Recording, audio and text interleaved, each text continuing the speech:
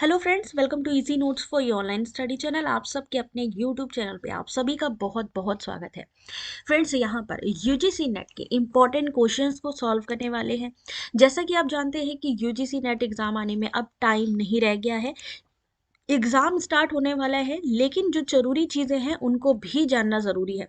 तो जल्दी से आप सभी क्या करना है, आप सब ने भाई लाइव आ जाना है, क्योंकि यहाँ पर कुछ क्वेश्चन हैं जिनको सॉल्व करना ज़रूरी है। ऑडियो विजुअल क्लियर है या नहीं, एक बारी कंफर्म कर दीजिए, फिर यहाँ पर स्टार्ट करेंगे आज के इस क्वेश्चंस को। ठीक है, स्टार्ट करें भाई, जल्दी से एक बारी थम्स अप कर दीजिएगा। स्टार्ट करते हैं। यहाँ पर कुछ क्वेश्चन हैं जो कि आपके डीआई के क्वेश्चन हैं, कुछ क्वेश्चन हैं जो आपको थ्योरेटिकल मिलेंगे, यानी एग्जाम में रिपीट किए जाएंगे। तो चलिए स्टार्ट कर लेते हैं आज के इन क्वेश्चंस के साथ में। क्वेश्चन नंबर 1, ध्यान से देखिएगा। यहाँ पे क्वेश्चन नंबर 1 आप सभी के सामने डीआई का क्वेश्चन है। ये डीआई के क्वेश्चन कैसे सॉल्व होंगे, बहुत सारे जो है कैंडिडेट का क्वेश्चन था कि मैम बाकी क्वेश्चन तो हम एक बार निकाल भी लें, बट ये नहीं पता चल पाता है कि ये जो डीआई की क्वेश्चन है कैसे सॉल्व करने हैं। तो जल्दी से चलिए स्टार्ट करते हैं, आज के इन क्वेश्चन को सॉल्व करते हैं, देखते हैं कि किस तरीके के क्वेश्चन एग्जाम में आए हैं और उनको सॉल्व कैसे करना है। तो आप सभी लोग वीडियो को स्किप नहीं करेंगे, पूरा देखेंगे, जिससे कि आप लोगों को समझ आए। तो यहाँ पर स्टार्ट कर चुके हैं छोटी। चलो भाई स्टार्ट करते हैं आज के इस क्वेश्चन के साथ में। पहला क्वेश्चन आप लोग जरा ध्यान से देखिए। सबसे पहले जब भी आप डीआई के क्वेश्चन को देखेंगे, चलो डीआई से पहले थ्योरी क्वेश्चन स्टार्ट कर लेते हैं, ताकि थोड़ा सा सब लोगों का दिमाग जो है यहाँ से बन जाए। तो क्वेश्चन नंबर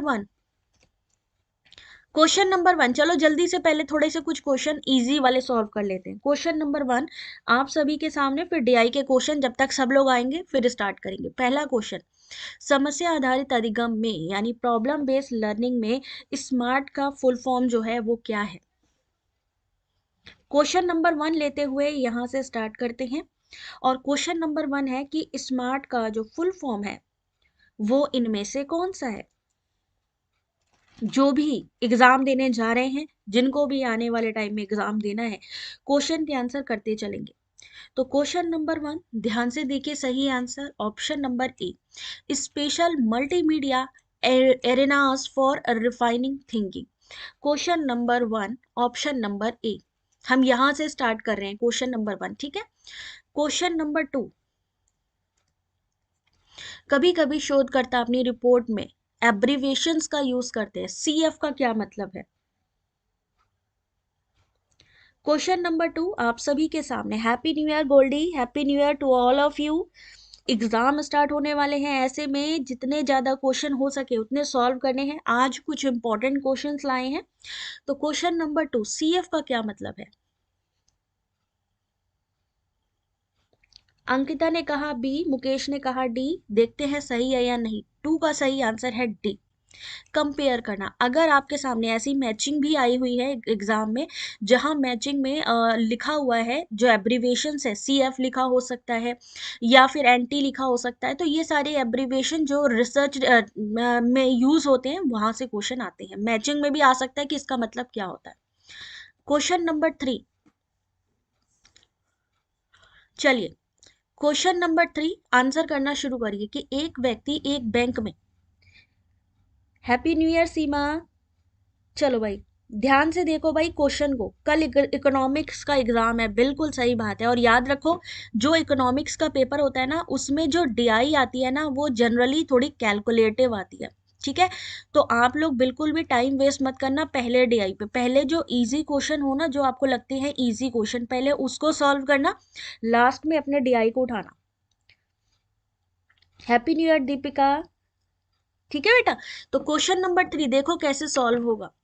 जब भी हमें क्या निकालना हो, साधारण ब्याज, सिंपल इंटरेस्ट निकालना हो, तो उसका एक फॉर्मूला होता है, P into R into T upon 100। P क्या होता है, जो मूलधन है, मूलधन कितना है हमारे पास, आर रेट यानी परसेंटेज, कितना कितने दर पर, और समय यानी कितना समय लग रहा है।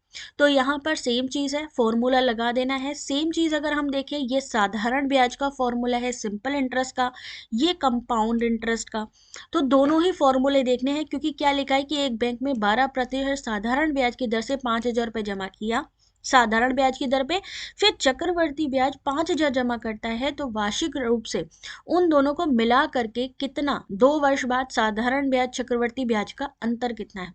तो सेम फॉर्मूला आप यहाँ लगा देंगे, चक्रवर्ती ब्याज का माइनस और यहाँ पे सिंपल इंटरेस्ट, दोनों को आपस में जब वैल्यू निकालेंगे तो निकलेगी 72। सही आंसर इस क्वेश्चन का 72। दोनों ही फॉर्मूले लगेंगे और इन दोनों की संख्या आपस में माइनस करनी है। बस सिंपल सा ये क्वेश्चन है, दोनों फॉर्मूले पता होने चाहिए। क्वेश्चन नंबर 4, फॉर्मूले याद कर लेना जो भी एग्जाम देने जा रहे हैं। क्वेश्चन नंबर 4 एक सिंपल सा क्वेश्चन है रीजनिंग का। यहां पर एक कोड दिया गया है, आपको बताना है कि उस कोड में एंड और दे का क्या मतलब है। क्वेश्चन नंबर 4,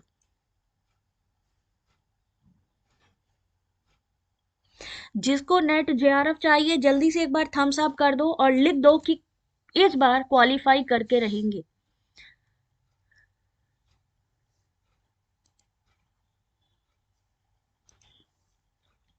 चलिए क्वेश्चन नंबर 4 आप सभी के सामने, कोड करना है, कोडिंग करनी है। देखो एक ये कोड है, इसका मतलब होता है ये कोड है जिसका मतलब है ये।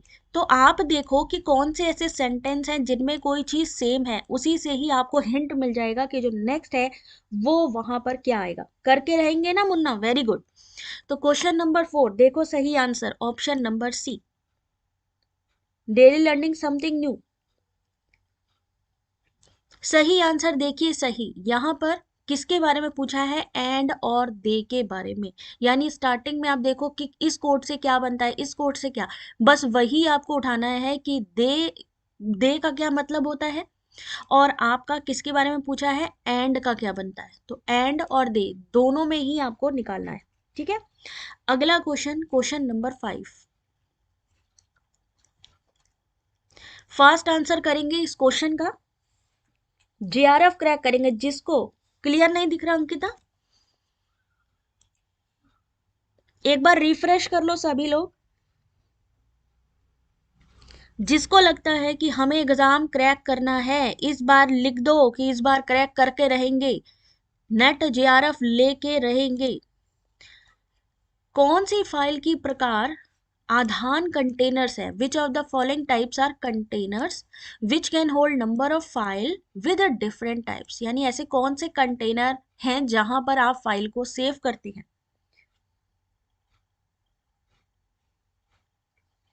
क्वेश्चन नंबर 5,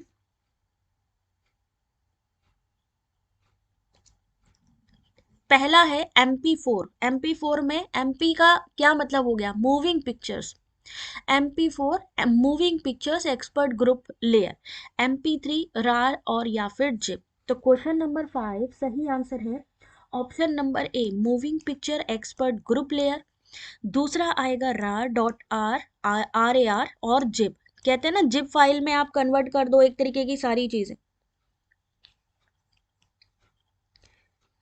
ऑप्शन नंबर सी इस क्वेश्चन का जो सही आंसर है।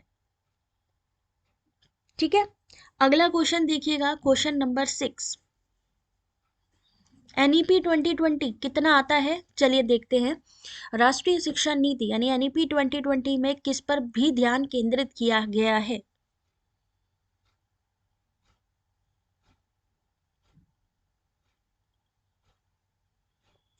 क्वेश्चन नंबर 6 आप सभी के सामने, आंसर करिए इस क्वेश्चन का।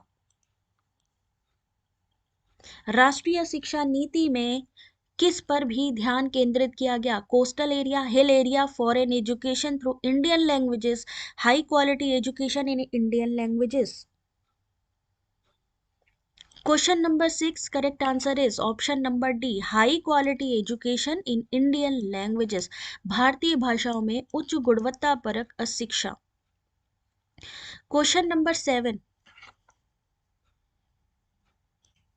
आंसर करिए क्वेश्चन नंबर 7, भारत के राष्ट्रपतियों में कौन मूल रूप से एक एकेडमिशियन थे।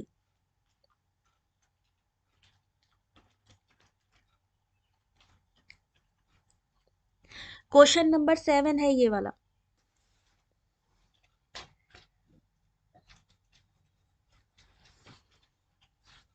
इनमें से कौन एक अकेडमिशियन थे? क्वेश्चन नंबर 7 राष्ट्रपति थे। 7 का सही आंसर डी, राधा कृष्णन सर्वपल्ली बिल्कुल सही आंसर है। प्रथम उपराष्ट्रपति थे, द्वितीय राष्ट्रपति रहे थे वो। महान दार्शनिक भी माने जाते हैं। राधा कृष्णन ने यूनेस्को का फुल फॉर्म संयुक्त राष्ट्र शैक्षिक वैज्ञानिक सांस्कृतिक संगठन में भारतीय प्रतिनिधित्व का मंडल का नेतृत्व भी किया था। 1954 में भारत सरकार ने उन्हें सर्वोच्च भारत रत्न से अलंकृत भी किया। क्वेश्चन नंबर 7 के बाद क्वेश्चन नंबर 8 करने से पहले डीआई का क्वेश्चन जो हमारा पहला छूटा है भाई, उसको भी तो करना जरूरी है, क्योंकि हमने स्टार्टिंग में ही आपसे कहा था आज डीआई की मैराथन होनी है। तो क्वेश्चन नंबर 8 आप सभी के सामने आंसर करना शुरू करेंगे। अब मान लीजिए हम एग्जामिनेशन हॉल में गए। अब एग्जामिनेशन हॉल में बिल्कुल जैसे ही हम पहुंचते हैं, सबसे पहले ही हमारा क्वेश्चन हमको डीआई दे दिया जाता है। डीआई का क्वेश्चन डेटा इंटरप्रिटेशन कैसे सॉल्व करेंगे, सबसे पहले क्या पढ़ेंगे? अच्छा जूम कर दें, एक बार देख लो, पहले जूम कर दे रहे। सबसे पहले आपको क्या पढ़ना है? स्टेटमेंट। स्टेटमेंट में कोई डेटा है? यस और नो? कोई डेटा नहीं है, सिर्फ उन्होंने कहा है ए से एफ तक के यहाँ पे देश दिए गए हैं, ए से लेके एफ तक के। फिर उन्होंने कहा है 16 से 21 तक, 2016 से 2021 तक का डेटा दिया गया है। देश कितने हैं? 1 2 3 4 5। कितने देश है? 5 देश है। डीआई आज समझ लो, क्योंकि कल एग्जाम में आप जाओगे, फर्स्ट शिफ्ट सेकंड शिफ्ट आएगा ही आएगा क्वेश्चन। स्टेटमेंट में कोई भी ऑप्शन नहीं है। जनरली क्या होता है, कई बार ये लोग स्टेटमेंट में भी दे देते हैं, इसलिए स्टेटमेंट पढ़ना जरूरी है। कुछ लोग छोड़ देते हैं, छोड़ना नहीं है। इसमें मेल और फीमेल दिए गए हैं, M for male, F for female. अब क्वेश्चन देखिएगा, देश सी से पुरुष और महिला एथलेटिक्स की संख्या के बीच का अंतर कौन से वर्ष में द्वितीय सर्वाधिक था, second highest? The difference between the number of male and female athlete from country C, बीच का अंतर कौन से वर्ष में सेकंड सबसे हाईएस्ट था इन दोनों के बीच में? चलिए जल्दी से मैं इसको जूम कर रही हूं, जरा आंसर बताइएगा कौन से ईयर में। सी के ऊपर मैंने टिक किया हुआ है, मेल फीमेल के बीच का सेकंड हाईएस्ट आपको बताना है।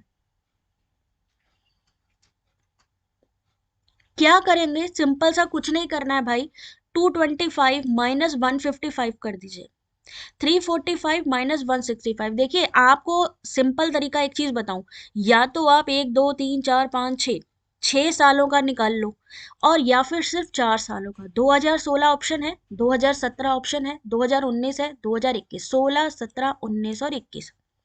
तो 16 का निकाल लीजिए, 17 का निकाल लीजिए, 19 का निकाल लीजिए और 21। मैं टिक कर रही हूँ, ठीक है? बस आपको ध्यान रखना है कि ऑप्शन से ही चूज करना है। तो 16 निकाल लो, 17 निकाल लो, 19 निकाल लो और 21। आपस में सिर्फ माइनस करना है, आंसर आपके सामने आएगा। यानी 225 में 155 माइनस कर दो, 345 में 165 माइनस कर दो। सेम ऐसे ही 2019 में 330 से 210। फास्ट आंसर निकलेगा, जल्दी करके देखो जरा। और 2021 में यानी 540 में 345 माइनस करना है। अब माइनस करने में क्या कोई इशू है क्या? कोई इशू होना नहीं चाहिए। 2017 सिंपल सा एडिशन सब्ट्रैक्शन, घटाना आता है कि नहीं आता है? जोड़ना घटाना किसको नहीं आता है ये बताओ जरा। सिर्फ मैंने आपको क्या कहा, दोनों को आपस में माइनस करना है, सिर्फ हमें अंतर पता करना है।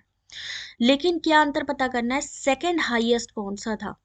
अब जरा ध्यान से देखो, यही चीज कही थी 2016 का निकाल लो। पूरा कैलकुलेट करने की, इतना कैलकुलेट करने की जरूरत नहीं है, सिर्फ 16 का, यानी जो ऑप्शन में है सिर्फ उन्हीं का ही आपको आंसर सर्च करना है, ठीक है?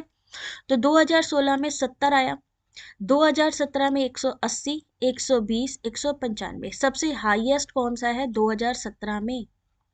सबसे हाईएस्ट नहीं, सॉरी, सबसे हाईएस्ट है 2021 में 195।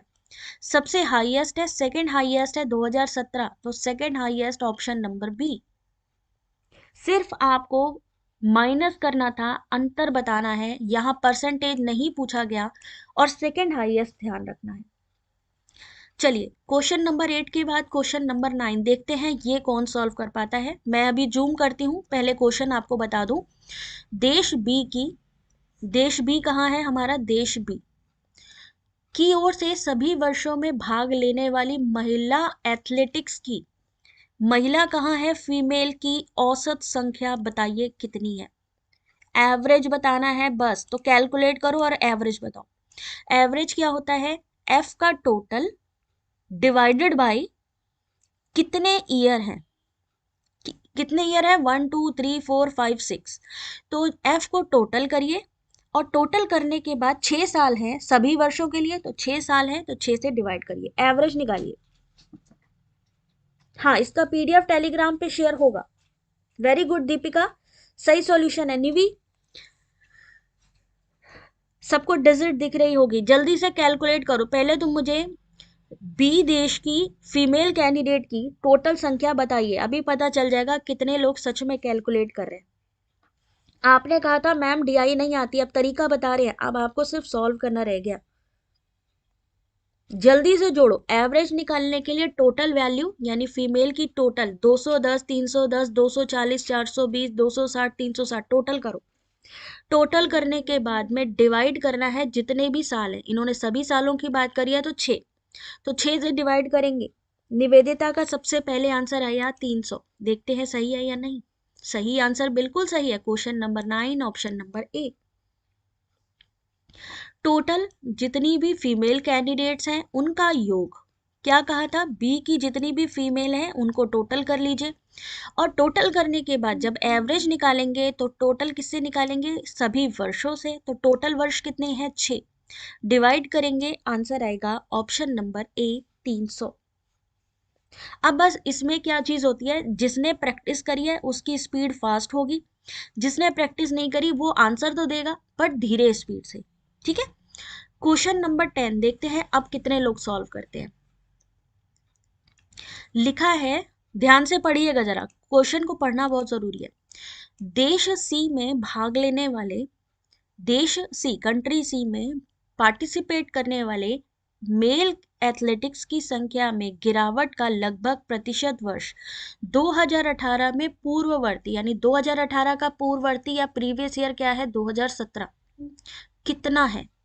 यानी सी में मेल कैंडिडेट 2017 से 2018 में कितनी गिरावट हुई है ये बताना है, सिंपल सा। देश सी कहाँ है, ये रहा, देश सी में 2018 कहाँ है, ये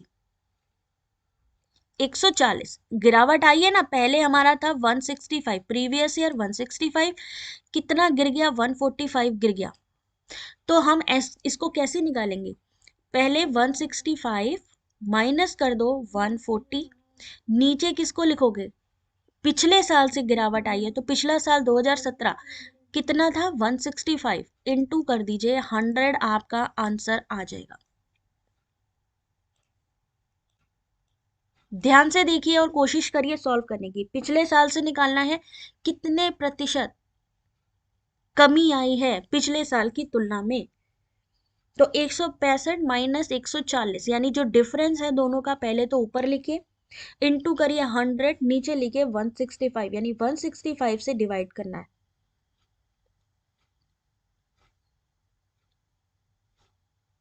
आंसर बताइए, बी या डी मत बताइए, वो तो तुक्के हैं, मुझे एक्चुअल में बताइए कितना परसेंटेज है। ए बी सी डी तो वहां पर मान लीजिए क्वेश्चन नहीं आता, मैम क्या करे, छोड़ के आए, बिल्कुल नहीं छोड़ना है, निगेटिव मार्किंग नहीं है, तुक्का लगा के आएंगे। 345 माइनस 240, अच्छा सॉरी सॉरी, हाँ निवेदिता बात तो सही है, ये यहाँ पर तो गलती कर दी भाई, हमने भी गलती कर दी।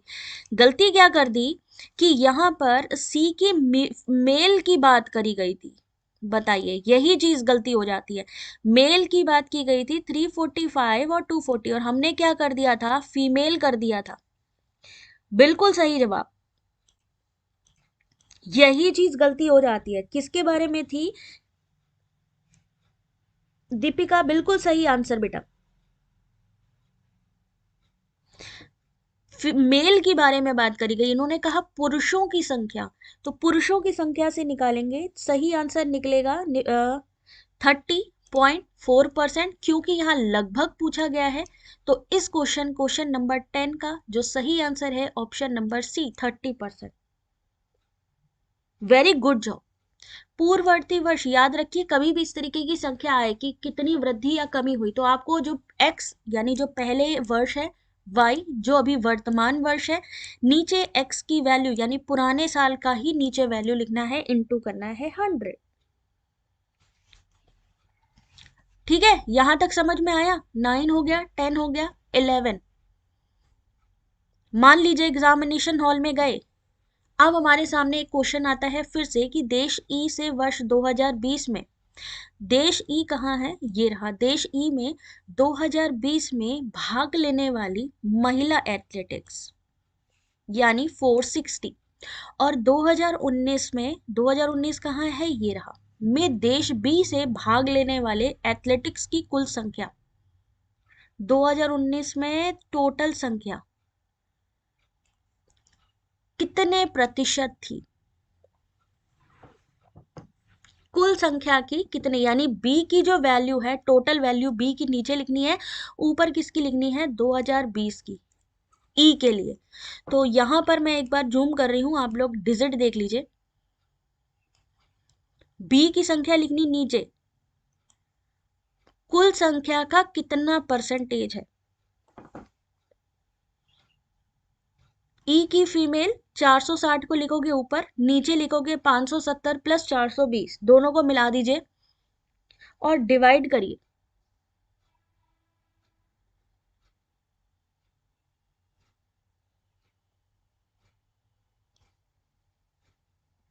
क्वेश्चन देख लो एक बार।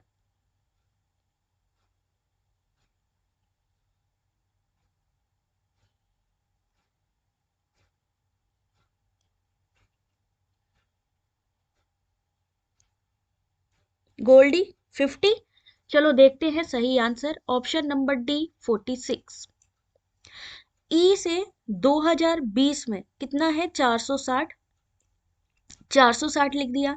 बी में इन्होंने कहा 2019 में दोनों को टोटल करना है, 570 420 टोटल किया 990 हो गया, 990 यानी बी को लिखा नीचे, ऊपर किसको लिखा, ई को लिखा, इनटू करा 100। इन्होंने कमी या ज्यादा नहीं पूछा है, इसलिए हम डिफरेंस नहीं लिखेंगे, डायरेक्ट संख्या लिखेंगे, तो सही निकलेगा 46.46, क्योंकि यहां पर लगभग आ जाएगा, तो सही आंसर होगा डी, जय श्री महाकाल प्रतिमा। ठीक है, डी आंसर इस क्वेश्चन का सही आंसर। क्वेश्चन नंबर 12, बिना डीआई के, जिसको लगता है कि डीआई छोड़ देते हैं, याद रखिएगा डीआई के क्वेश्चन छोड़ने का मतलब है आपके 10 मार्क्स। अगला क्वेश्चन देखिए, इस आयोजन में 2017 में, 2017 कहाँ, ये रहा, भाग लेने वाले एथलेटिक्स की कुल संख्या देश की ओर से द्वितीय सर्वाधिक थी, कौन से देश में, अब कौन सा देश देखना है आपने, ए, बी, डी और ई में। 2017 में टोटल, यानी आपको टोटल निकालना है 330 210 का, सेम ऐसे ही बी का निकालना है, डी का निकालना है और ई का सेकंड हाईएस्ट बतानी है आपको। जूम करें आप, सेकंड हाईएस्ट बताइए, जोड़ना है सिर्फ, और जितनी फास्ट कैलकुलेशन कर लेंगे उतना बेटर है। 330 210 को जोड़ दीजिए, 420 310 को जोड़ दीजिए, 420 है ना, 420 310 बी के लिए टोटल वैल्यू। सी को काउंट करने की जरूरत नहीं है, ऑप्शन में नहीं है। डी को काउंट करेंगे 420 315, ई को काउंट करेंगे 390 260। अब जब टोटल करेंगे तो पता चलेगा कि कौन सी संख्या है जो सेकंड हाईएस्ट है।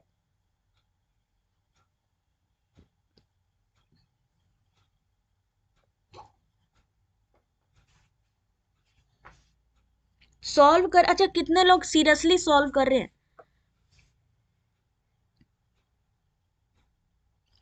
आई एम गुड छोटी। आंसर देखो डीआई का, डीआई की मैराथन चल रही है भाई, क्वेश्चन नंबर 12 आ गए हैं यहाँ पे, बीच बीच में कुछ क्वेश्चन थ्योरी के भी हैं, बट काफी आपका ही डीआई के क्वेश्चन है इसमें। हैप्पी न्यू ईयर बेटा। D option C, D option C question number 12 सही आंसर है ऑप्शन नंबर बी। 2017 में द्वितीय सर्वाधिक भाग लेने वाले एथलेटिक की संख्या देश बी है। सबसे ज्यादा है 735 डी में, और सेकंड हाईएस्ट की बात करें तो बी में। तो सही आंसर क्या होगा? Option number B, second highest. ऐसे ही ये लोग पूछते हैं या तो सेकंड हाईएस्ट या सेकंड लोएस्ट, है ना, सिंपल सा ये लोएस्ट है या हाईएस्ट नहीं पूछते, सेकंड लोएस्ट, फर्स्ट लोएस्ट, इस तरीके से। ठीक है, अगला क्वेश्चन, क्वेश्चन नंबर 12 के बाद क्वेश्चन नंबर 13।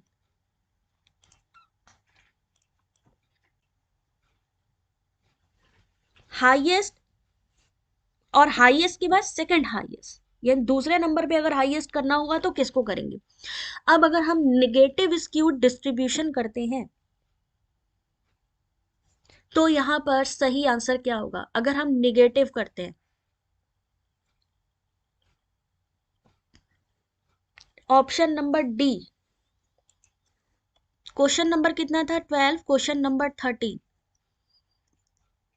सही आंसर क्या है? ऑप्शन नंबर डी बिल्कुल सही जवाब है। जब हम निगेटिव होते हैं तो हमारा मोड हाईएस्ट होता है। मोड कैसा होता है? हाईएस्ट होता है, और मीडियन उससे कम होता है, और सबसे कम क्या होता है? मीन, जब हमारा निगेटिव होता है। ठीक है, और जब हमारा मीन सबसे हाईएस्ट होता है, उसके बाद मीडियन आया, और सबसे लोएस्ट कौन सा होता है? मोड होता है, तब हमारा क्या होता है? पॉजिटिव। तो अगर इस तरीके का क्वेश्चन आए या ऐसा डायग्राम आए तो आपको ध्यान रखना है, नेगेटिव रूप से विषम वितरण के लिए माध्य माध्यिका बहुलक बहुलक में यानी मोड में ऋणात्मक तिरछा होता है। नकारात्मक रूप से विषम वितरण के मामले में माध्य हमेशा माध्यिका से छोटा होगा, माध्यिका बहुलक से छोटी होती है। निगेटिवली स्क्यूड, निगेटिव में मोड हाईएस्ट होता है और पॉजिटिव में मीन हाईएस्ट होता है। Thank you Amrita. ठीक है, ये जो क्वेश्चन है ये मत सोचिएगा ये एग्जाम में आएंगे नहीं, क्योंकि आज वही क्वेश्चन मैं लाई हूं जो एग्जाम में आ रहे हैं। क्वेश्चन नंबर 14 देखते हैं कौन सुपर फास्ट आंसर करता है इस क्वेश्चन का, रीजनिंग का। क्योंकि हम लोग कंटिन्यू रिवीजन क्लासेस ले रहे हैं, लेकिन डीआई मैथ्स रीजनिंग भी करना जरूरी है। डेट इज वाई आज की ये क्लास इंपॉर्टेंट है। रीजनिंग में देखते सबसे फास्ट आंसर किसका आता है।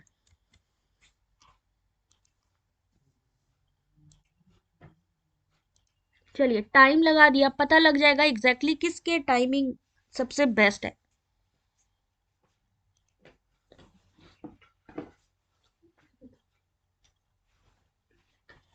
क्वेश्चन नंबर 14,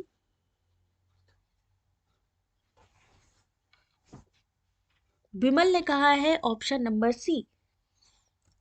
सही आंसर है बेटा ऑप्शन नंबर ए।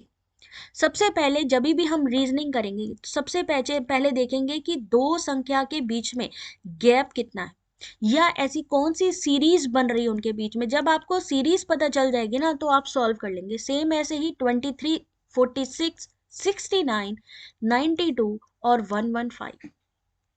सही आंसर है ए। Question number 15। अब मान लीजिए डीआई का क्वेश्चन आ गया। अब आप एग्जामिनेशन हॉल में कैसे सॉल्व करेंगे? वहां तो ऐसे ही क्वेश्चन आएंगे परसेंटेज वाले। परसेंटेज वाले क्वेश्चन आएंगे, तो परसेंटेज वाले क्वेश्चन को हम कैसे सॉल्व करेंगे? अब इसके लिए सबसे पहले हमारे पास क्या है, हमने क्या कहा, सबसे पहले किसको देखते हैं? हम स्टेटमेंट को देखते हैं। किसको देखेंगे? स्टेटमेंट को। अब इन्होंने क्या लिखा है कि ए से एफ तक के विश्वविद्यालय दिए गए हैं, यूनिवर्सिटी दी गई है ए से एफ तक, बिल्कुल सही बात है। उसके बाद में यहाँ पर कितने टीचर्स हैं, यानी ए यूनिवर्सिटी में 11% टीचर्स हैं, बी में 17%, सी में 19% एंड सो ऑन। इन्होंने लिखा है कि अगर हम यूनिवर्सिटी ई में, टोटल हमारे पास संख्या नहीं है, इन्होंने क्या कहा है, सिर्फ ई को उठाया है। मान लीजिए ई में इन्होंने कहा 29% टीचर हैं और उनकी टोटल संख्या है 1856। तो अब उसके अकॉर्डिंग आपको आंसर निकालना है। तो अब यहाँ पर आपको दिमाग लगाना है। क्या दिमाग निकालना है? अब आप अगर टोटल वैल्यू आपको पता चल जाए तो आप बाकी के क्वेश्चन बड़े ही आराम से सॉल्व कर लेंगे। तो ऐसी जगह जहां पर आपको पता हो कि 29% है 1856, तो आप क्या करेंगे, 1856 लिखिए, नीचे लिखिए 29% इंटू कर दीजिए 100। अब आपकी जो वैल्यू आएगी वो होगी टोटल वैल्यू। कितनी है टोटल वैल्यू? नमस्ते सुरेश, आंसर करते चलो भाई, जल्दी से मुझे बताओ। अगर हम इसको डिवाइड करेंगे तो हमारी टोटल वैल्यू कितनी लिख के आएगी? यानी एक्चुअली में टोटल यहाँ पर टीचर कितने हैं?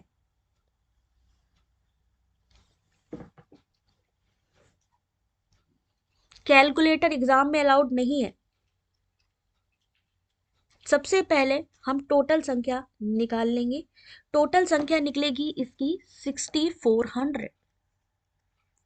अब बस जहां हमें पता लग गई टोटल वैल्यू, यानी टोटल जो हमारे टीचर है वो कितने हैं, 6400। अब यहीं से हमारा पूरा क्वेश्चन सॉल्व होगा। ठीक है, टोटल पता लग गया, टीचर कितने हैं, टोटल टीचर 6400। अब देखो क्वेश्चन क्या है कि विश्वविद्यालय बी में शिक्षकों की संख्या विश्वविद्यालय डी और ई दोनों में मिलाकर शिक्षकों की कुल संख्या का कितना प्रतिशत है।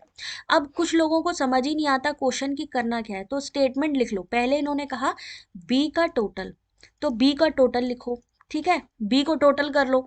फिर आपने क्या करना है, बी की संख्या डी और ई, तो डी और ई का टोटल करना है की संख्या का कितना प्रतिशत है इंटू 100। अब बी का टोटल अगर आप ऐसे निकालने लगोगे ना आपको आएगा नहीं, लेकिन क्योंकि हमें पता चल चुका है 6400 है टोटल वैल्यू, तो 6400 का बी की वैल्यू कितनी है, 17%। जल्दी से बी की वैल्यू बताइए। अब इन्होंने कहा डी, तो 6400 का डी की वैल्यू है 6%, प्लस ई की वैल्यू कितनी है 29। 29 का तो आपको पता ही है, ई की तो तुम निकालने की जरूरत ही नहीं है, क्योंकि ई की आपको संख्या पता है 1856। यानी आपको परसेंटेज निकालना है 17% और 6%। 1856, हाँ करो जरा।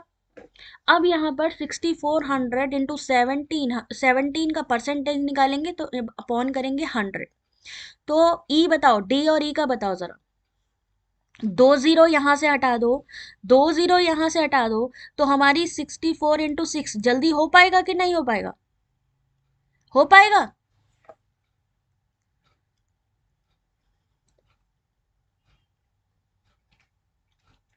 कितना हुआ, 1856 में 384, यानी बी और डी और ई को जोड़ दीजिए, कितना बना, इसको जोड़िए, इसकी संख्या लिखिए नीचे, और इसका परसेंटेज सेम चीज है, दो जीरो यहां से हटा दो, दो जीरो यहां से हटाओ, डिवाइड काय को करना, सिंपल मल्टीप्लाई करो ना, 64 इंटू 17। अब ये संख्या लिखनी है आपको ऊपर, और ये जो टोटल आप करेंगे इसको लिखो नीचे और इंटू 100। तो सही आंसर क्या होगा? देखो सॉल्व करके देखोगे तो ही समझ में आएगा, याद रखना।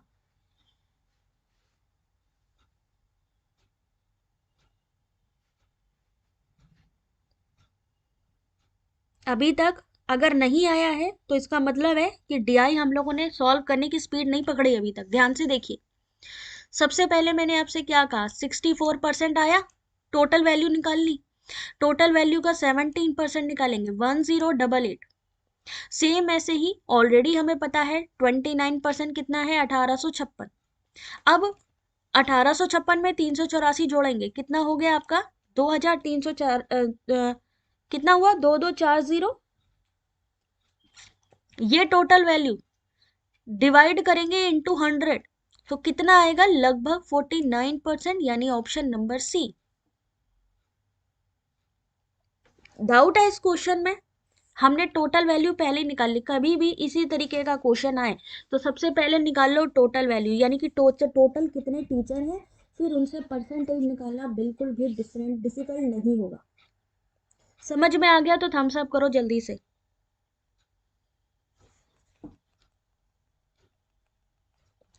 आगे बढ़ते हैं। क्वेश्चन नंबर 15 के बाद क्वेश्चन नंबर 60। अब लिखा है टोटल वैल्यू हमें मालूम है, टोटल टीचर कितने हैं लिख लेना, अपने पास रफ पेपर होगा वहां पर लिख लेना कि टोटल हमें 6400 हैं टीचर, उन्हीं का ही परसेंटेज निकालना है बस हमें। लिखा है सी में लिखा है 25% शिक्षक महिलाएं हैं, तो सी में पुरुष शिक्षकों की संख्या कितनी है? तो सी का वैल्यू निकालेंगे 19%, यानी 64 का 19% निकाल लो। जब भी ऐसा हो डबल जीरो हटा दो, यानी सिंपल सा 64 इंटू 19 करो। क्या करना है आपको? 64 इंटू 19 करो, जरा 19% निकाल लो पहले टोटल वैल्यू। कितना निकलेगा? 1216। इन्होंने कहा 1216 में 25% फीमेल है। अब 1216 यानी 1216 को 25 से मल्टीप्लाई कर दो। डिवाइड करना है किससे? 100 से। तो कितनी हो जाएंगी? 304। अब आपको पता चल गया ये हमारी फीमेल्स है। टोटल वैल्यू कितनी निकली थी? 1216। उसमें से महिलाओं को निकाल दीजिए, माइनस करिए जरा। 1216 माइनस 304। टोटल संख्या से जब हम महिलाओं की या फीमेल की निकाल देंगे तो हमारा टोटल आंसर कितना होगा? 912। तो सही आंसर क्या है हमारा? Option number D.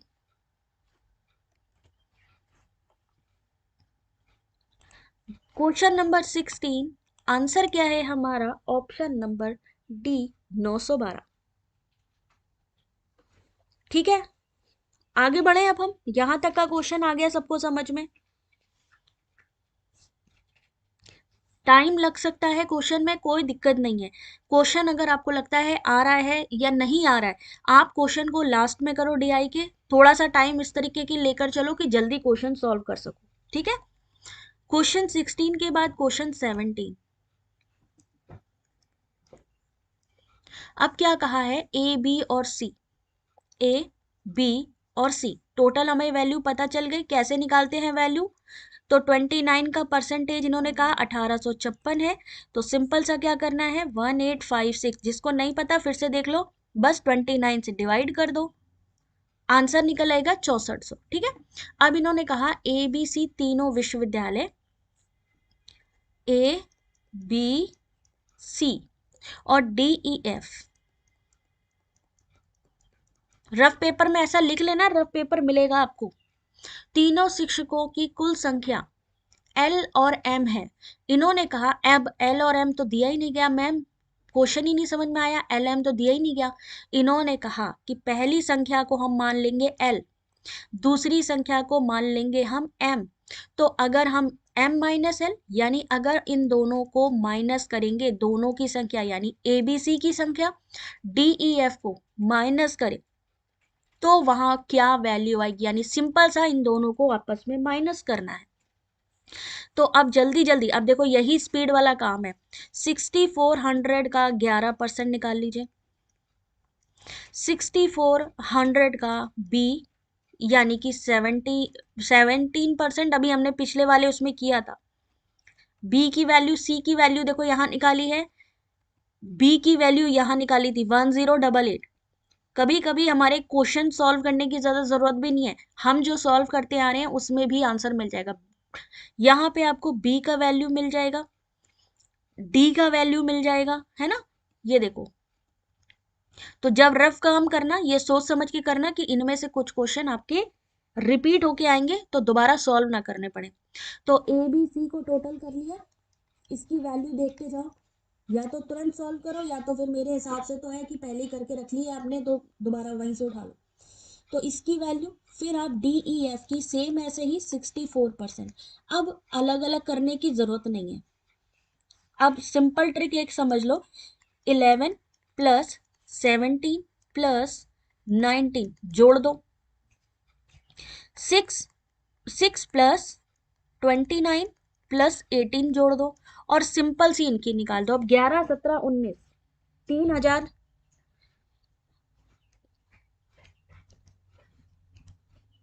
बहुत इजी सवाल है, बहुत इजी, प्लस 19, तो ये हो गया 47%। ठीक है, अब सिंपल सा 64 का 47% निकाल लो, या तो डायरेक्ट,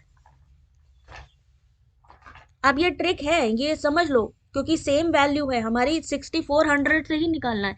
और ये 53%, 53% निकाल लो 6400 का, और जो निकलेगा आपस में माइनस कर दीजिए।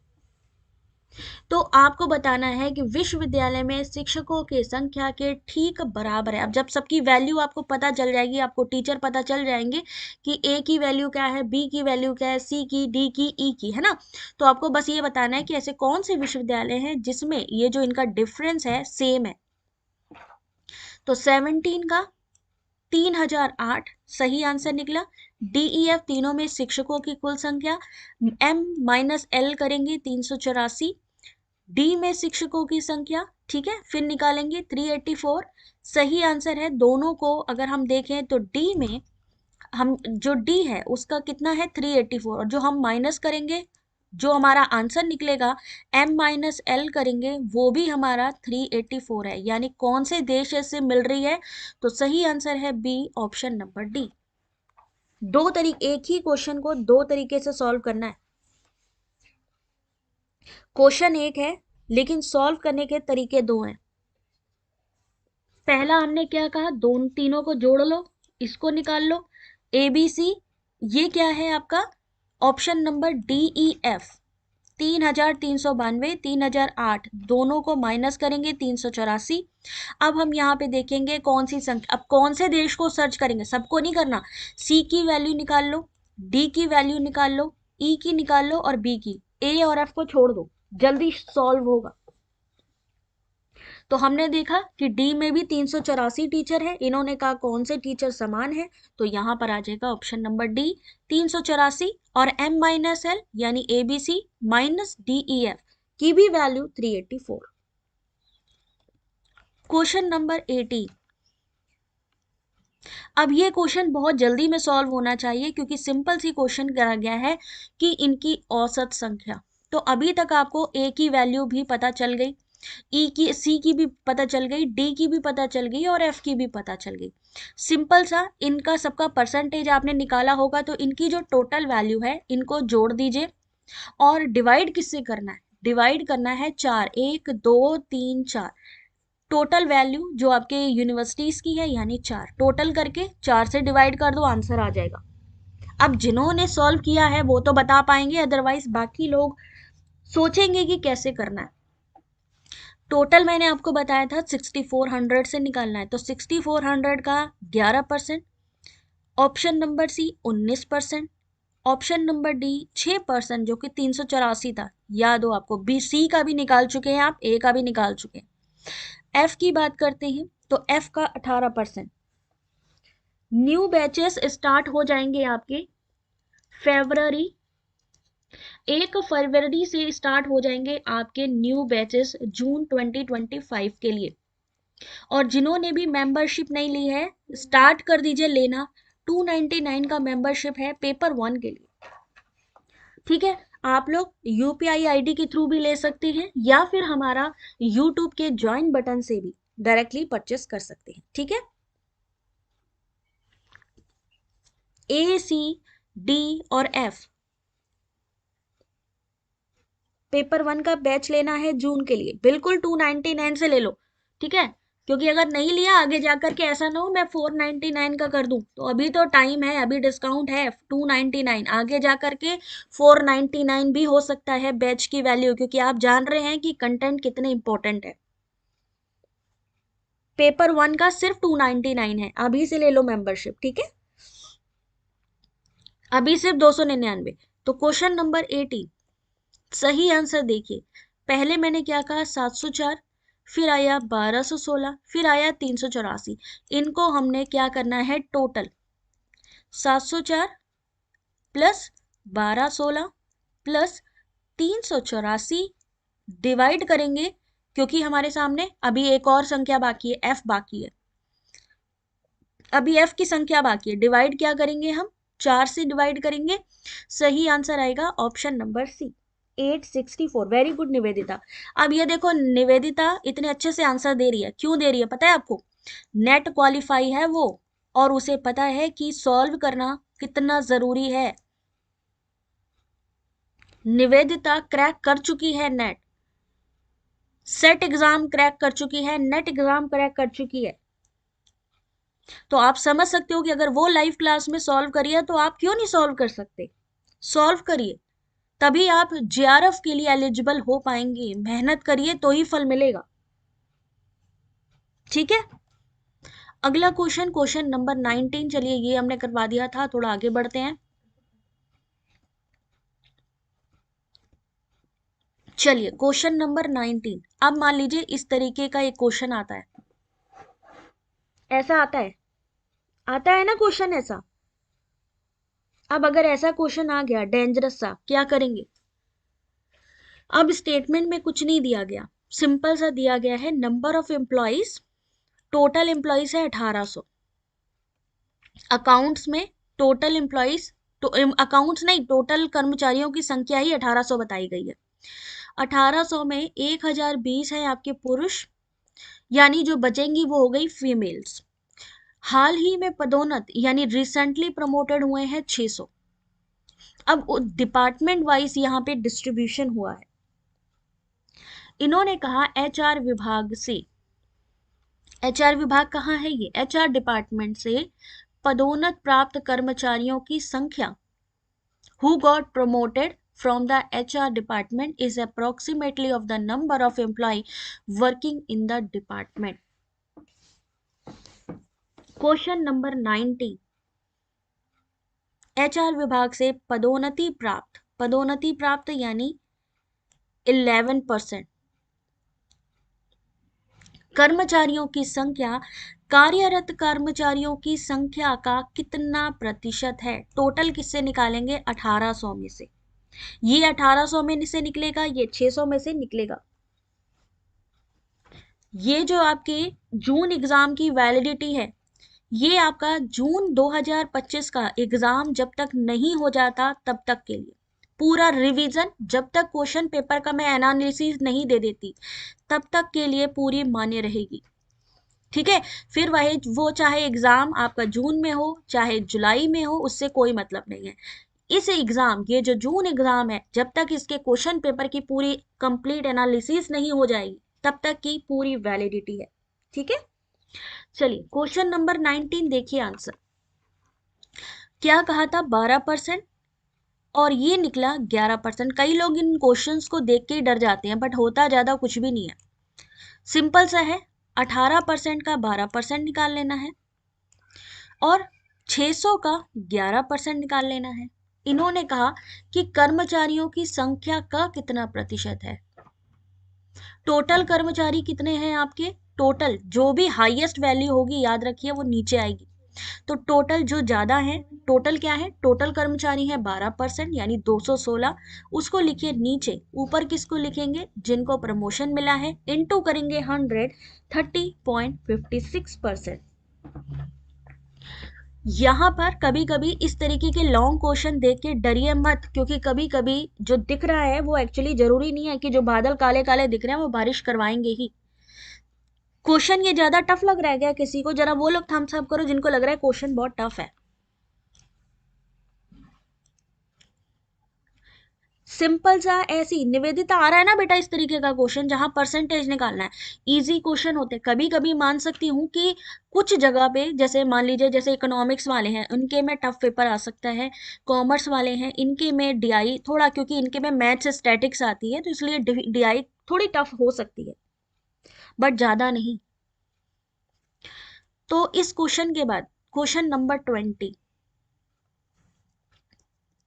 एक साथ सभी विभागों के पदोन्नति प्राप्त कर्मचारियों की कुल संख्या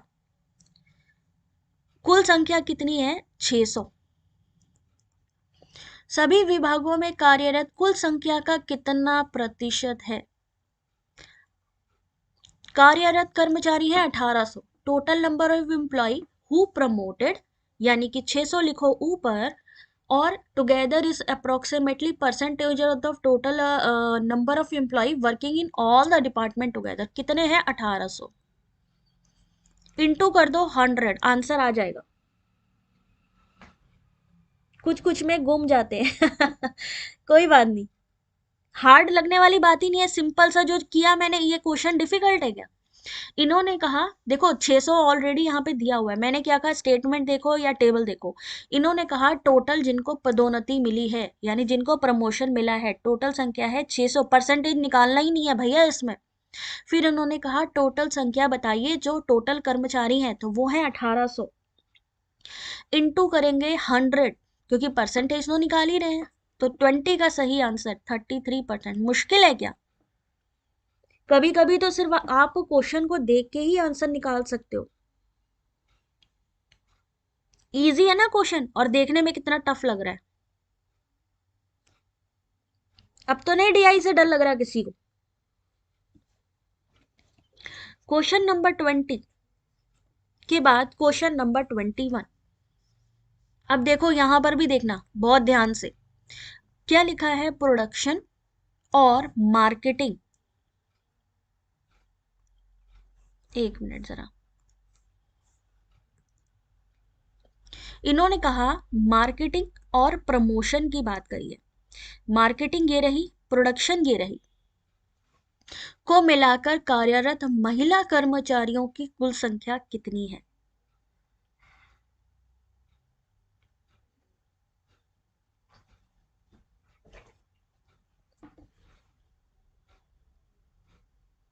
यूपीआई आईडी दे रहे हैं, इसको अपने पास सेव कर लो। ठीक है, इस यूपीआई आईडी पे डायरेक्टली आप पेमेंट कर सकते हो। ये लीजिए, मैंने यूपीआई आईडी शेयर कर दिया, divya.gautam16@OKSBI। जैसे ही यहाँ पर आप 299 का करोगे, गूगल पे से कर सकते हो, पेटीएम से कर सकते हो, किसी के भी मीडियम से कर सकते हो। ये यूपीआई आईडी अपने पास सेव कर लो, जिन्होंने भी मेंबरशिप लेनी है जून 2025 के लिए। ठीक है, प्रोडक्शन मार्केटिंग को मिलाकर कार्यरत। अब आपको यह ध्यान रखना है कि आपको टोटल वैल्यू क्या निकालनी है, फीमेल की निकालनी है। तो आप कैसे निकालेंगे? 1800 का 35% निकाल लीजिए, 1800 का 18% निकाल लीजिए। दो क्वेश्चन है यहाँ पे, देखना। 1800 का सबसे पहले टोटल वैल्यू से निकालेंगे ना, 1800 के 35% इंटू 50/100। फिर लिखो 1800 इंटू 18, 18% है, इंटू 15/100। सेम चीज है, 1815 लिखा मैंने। टोटल किससे निकाल रहे हैं? 1800 से, क्योंकि टोटल कितने एम्प्लॉय हैं? 1800। यहां पर जितनी भी आपकी वैल्यू आ जाए, जो भी आपकी वैल्यू आएगी, उसको आपको 1800 से माइनस कर देना है, आपका आंसर आएगा। 1800 से माइनस कर देना है, आंसर आ जाएगा। टोटल इन दोनों को जोड़ देना, बस।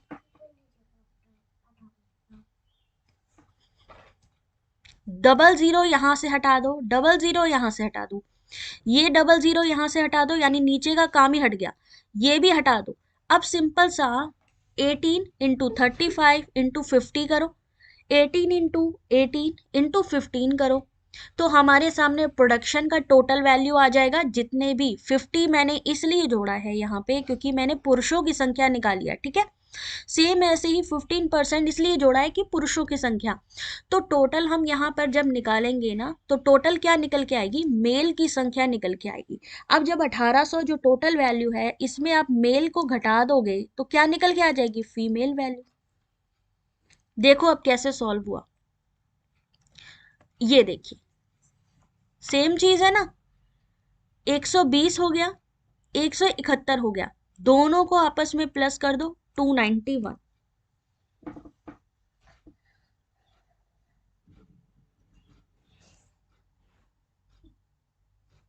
मानसी अपना जो है, मेरे को यूट्यूब चैनल का लिंक शेयर कर दो प्लीज। जो लोग भी अपना यूपीआई के थ्रू पेमेंट कर रहे हैं, I request to all of you, अपना यूट्यूब आईडी जरूर दे दो, जिससे कि आप लोगों को मेंबरशिप अपडेट हो सके।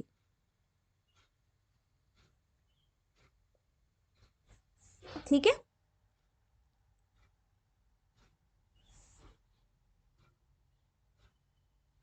मानसी नाम से अभी किया गया है, ठीक है, ऐसे ही किया है प्रतिमा, ऐसे ही सॉल्व किया है। रसगुल्ला, अच्छा अच्छा अच्छा, मानसी नाम से है, चलो ठीक है ठीक है ठीक है। जो जो मेंबरशिप लेंगे यूपीआई आईडी के थ्रू तुरंत ही अपडेट, क्योंकि तभी हो पाएगा, नहीं तो हमें पता कैसे चलेगा। चलो भाई ध्यान से देखो इस क्वेश्चन को, जैसा मैंने यहां पर बताया सेम चीज करनी है। सिंपल सा तरीका यहां पर भी है, सिंपल सा तरीका यहां पर भी है, या तो ऐसे कर लो या तो वैसे कर लो, ये आपके ऊपर है। हमने क्या किया, हमने इसको अलग से कैलकुलेट नहीं किया, हमने सिंपल सा यहीं से निकाल दिया, ठीक है ना। आ गई यहां पर क्वेश्चन समझ में, सही आंसर क्या निकलेगा, 291। इतना लंबा जाने की जरूरत ही नहीं है, बस सिंपल सा लिखो 1800 लिखो, 1800 इंटू प्रोडक्शन की बात करी है तो 35 इंटू कर दो, जो आपका यहाँ पर मेल कैंडिडेट है 50 अपॉन कर दो 100। देखो मानसी अपडेट हो गया तुम्हारा कि नहीं, कलर चेंज हो गया तुम्हारे नाम में, ठीक है। चलो अगला क्वेश्चन देखो, अगला क्वेश्चन कौन सा था, याद है कुछ, मैं तो क्वेश्चन नंबर फिर भूल गई। चलो क्वेश्चन नंबर अगला देखो भाई, यदि आईटी विभाग से, आईटी विभाग कहाँ है, ये रहा, पदोन्नत प्राप्त कर्मचारियों की संख्या यानी कि 26% मान लीजिए प्रमोशन मिले हैं, के आधे पुरुष हैं, तो आईटी विभाग से पदोन्नत प्राप्त पुरुषों का प्रतिशत लगभग कितना था।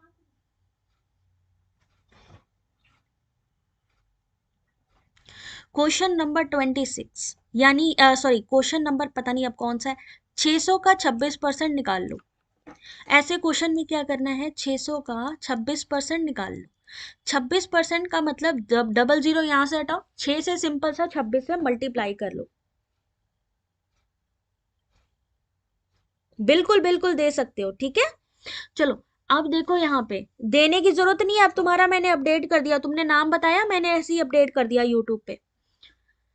चलो जल्दी से इसको बताओ जरा, टोटल वैल्यू कितनी है, जो भी इसकी टोटल वैल्यू आएगी उसका आधा आपके पुरुष हैं, 2 से डिवाइड कर दो, आधे हो गए। तो यहाँ पर क्वेश्चन क्या कह रहा है, आईटी विभाग से जो भी प्रमोशन प्राप्त पुरुषों का प्रतिशत लगभग कितना था।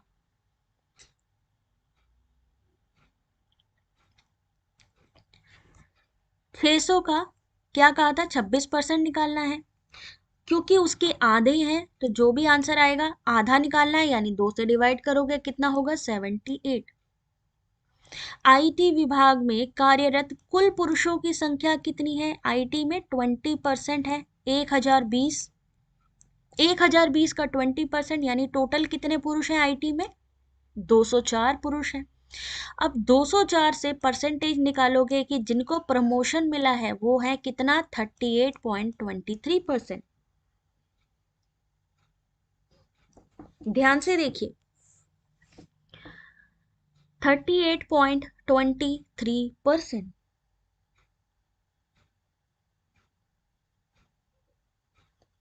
पुरुषों की संख्या यहाँ दी गई है, मेल जो मेल कैंडिडेट है, टोटल इन्होंने कहा पहले 600 का 26% निकाल लो, फिर टोटल अगर मान लीजिए यहाँ पे निकालते हैं कि आधे पुरुष हैं, तो पुरुषों की संख्या से ही, यानी मेल की कैंडिडेट से ही पूछा है कि कितने लोगों को प्रमोशन मिला है, तो सही आंसर क्या हुआ, 38%। टोटल निकला 1020 का 20%, 600 का 26% निकाल लेंगे। सेम चीज है, नीचे लिखेंगे टोटल कितने मेल थे, कितनों को प्रमोशन मिला, 78 को 38.23%। बिल्कुल बिल्कुल, जून 2025 अभी से ही अपडेट हो गई है, सोचो बेनिफिट मिल गया। जून 2025 तक कंटिन्यू आपकी मेंबरशिप है, जब तक कि क्वेश्चन एनालिसिस में करवा ना दूं। अगला क्वेश्चन ध्यान से देखो जरा, अकाउंट्स विभाग में कितनी महिलाएं कार्यरत हैं। अब ये क्वेश्चन तो आ जाना चाहिए भाई आप सभी को। अकाउंट्स विभाग कहाँ है, हमारा अकाउंट्स विभाग है ये, 1800 का 20% निकाल लीजिए, 1800 का 20%, जल्दी से निकालो जरा, 1020 5%,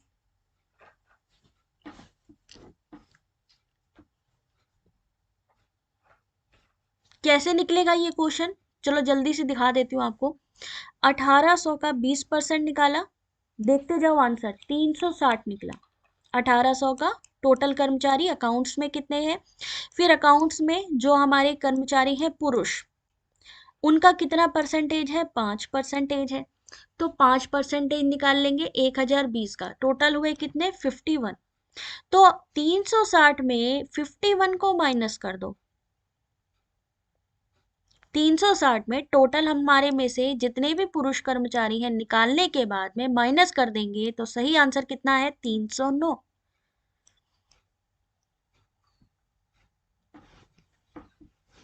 यूपीआई आईडी बेटा अर्चना ऊपर देखो चैट सेक्शन पे पिन किया हुआ मैंने।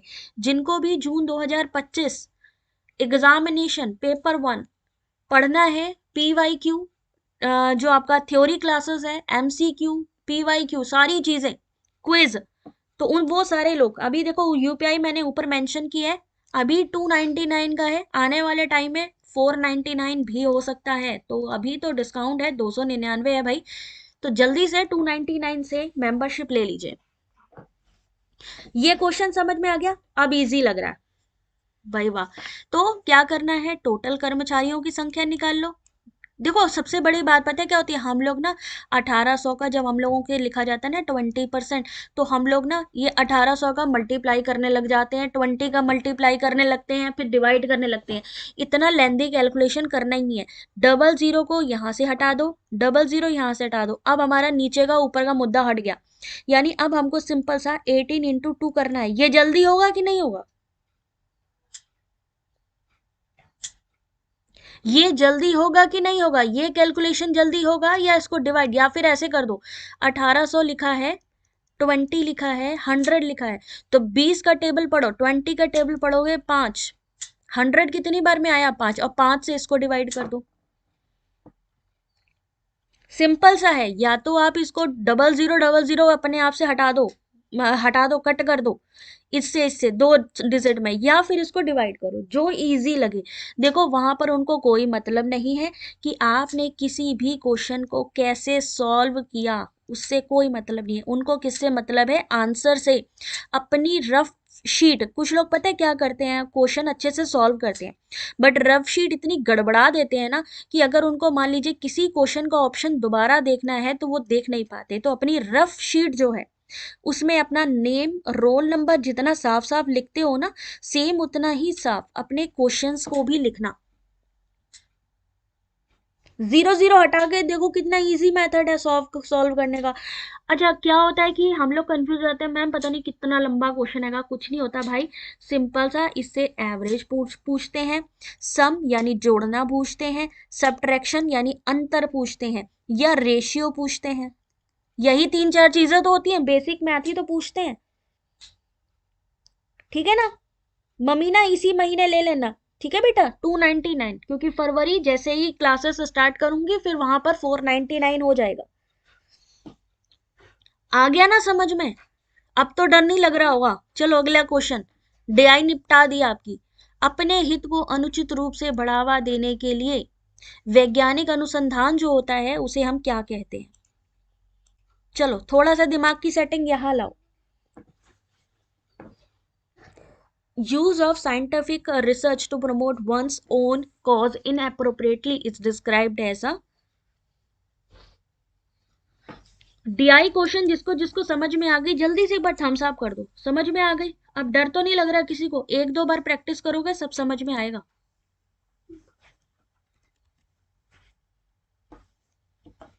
निवी ने कहा है डी सही आंसर है, जंक साइंस यानी कचरा विज्ञान, बिल्कुल सही।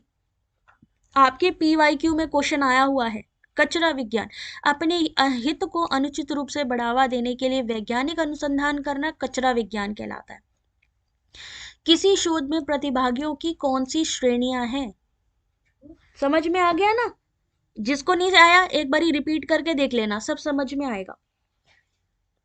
पार्टिसिपेंट कैटेगरीज कैसे कैसे होते हैं पार्टिसिपेंट्स, विकास ए होगा, ABCD ओनली, डी होगा अर्चना। चलो आंसर करो जरा इस क्वेश्चन का, क्वेश्चन नंबर भूल चुके हैं, वेरी गुड, अच्छी बात है। आगे क्वेश्चन को सॉल्व करेंगे, जो दिखे वही समझ के आंसर करते जाओ। गोल्डी ने कहा है बी, देखते हैं सही answer. Option number A B C D only. अच्छे प्रतिभागी होते हैं, गुड पार्टिसिपेंट्स होते हैं। ऑप्शन नंबर बी निगेटिव भी होते हैं। ऑप्शन नंबर सी फेथफुल भी होते हैं, विश्वासी भी होते हैं। अप्रीहेंसिव पार्टिसिपेंट आशंका युक्त यानी डाउटफुल कैंडिडेट्स भी होते हैं। लेकिन परंपरागत सहभागी होना ये गलत है। ई को एलिमिनेट करना है, बिल्कुल सही बात। अच्छा, संकलनात्मक यानी समेटिव एवेल्युएशन को दूसरे किस नाम से जानते हैं?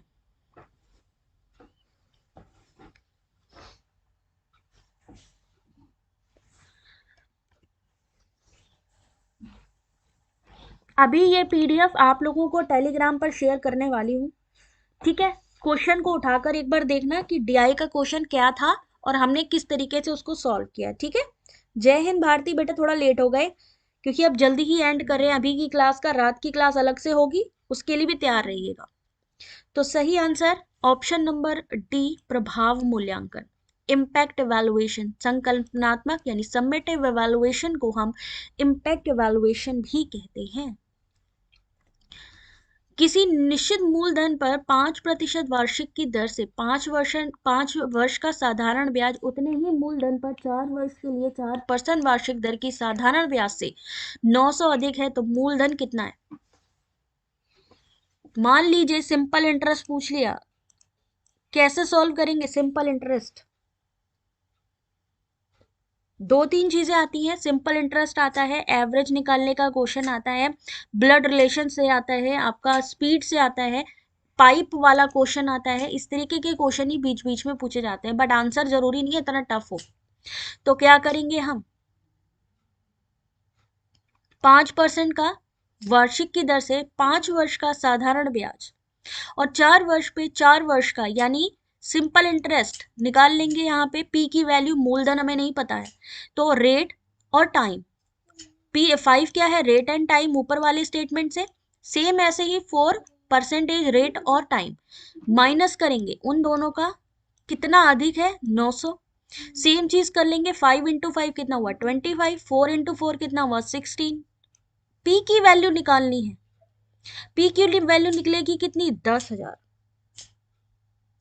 ठीक है? बिलियन और मिलियन वाले क्वेश्चन सेम चीज है सीमा, चाहे आप परसेंटेज, वहां पर आप ये क्यों देखते हो कि वो बिलियन में लिखा है तो बिलियन ही लिखना है, वहां पे जरूरी है उतने जीरो लगाने हैं, ये किसने कहा आपसे?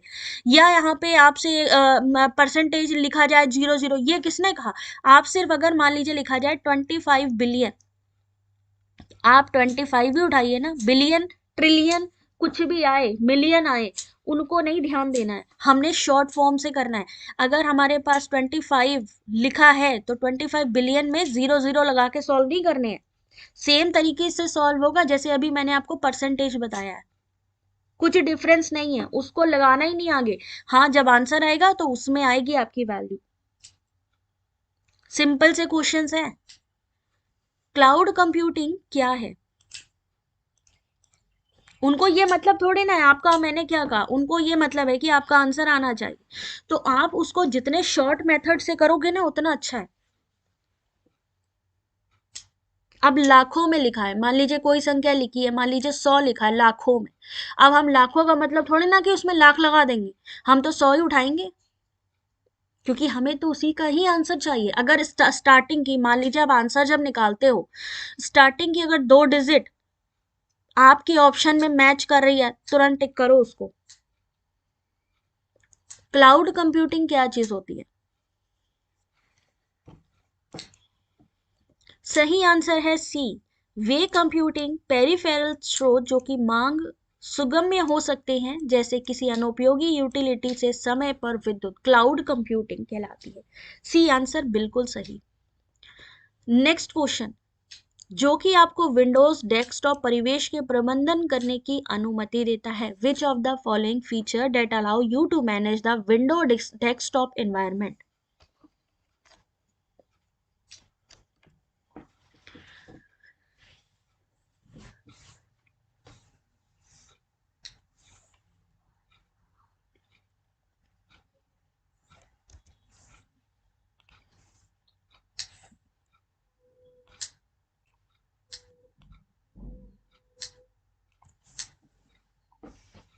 इस क्वेश्चन का सही answer option number C, ABNE। Creating shortcuts, renaming folders, option number E, adjusting icon size. यानी माइक्रोसॉफ्ट विंडोज एकल उपयोगकर्ता के लिए बनाया गया 32 बिट मल्टीटास्किंग ऑपरेटिंग सॉफ्टवेयर है। इसका प्रयोग पर्सनल कंप्यूटर में किया जाता है। ग्राफिकल यूजर फेस होता है, ग्राफिकल आइकन का यूज किया जाता है। इसमें हम शॉर्टकट बना सकते हैं, फोल्डरों को रख सकते हैं, आइकन्स कर सकते हैं, नया और पुराना डॉक्यूमेंट खोल सकते हैं, फाइल फोल्डर का नाम बदल सकते हैं, ढूंढ सकते हैं, पेज सेटअप बना सकते हैं, पेज प्रिंट प्रीव्यू देख सकते हैं, डॉक्यूमेंट प्रिंट कर सकते हैं। तो सही आंसर है सी। एक क्वेश्चन और आता है कि अनुसंधान एवं प्रकाशन में, लॉन्ग देख सकते हो लेंदी क्वेश्चन कितने आ रहे हैं। अनुसंधान में प्रकाशन में नैतिक व्यवहार पर ध्यान देने के लिए एक मिशन के तहत यूजीसी के द्वारा कौन सी पहल की गई है। एथिकल प्रैक्टिस के लिए, रिसर्च में एथिक्स से जुड़ी हुई चीजों के लिए इनमें से कौन सी यहाँ पर पोर्टल्स बनाए गए हैं।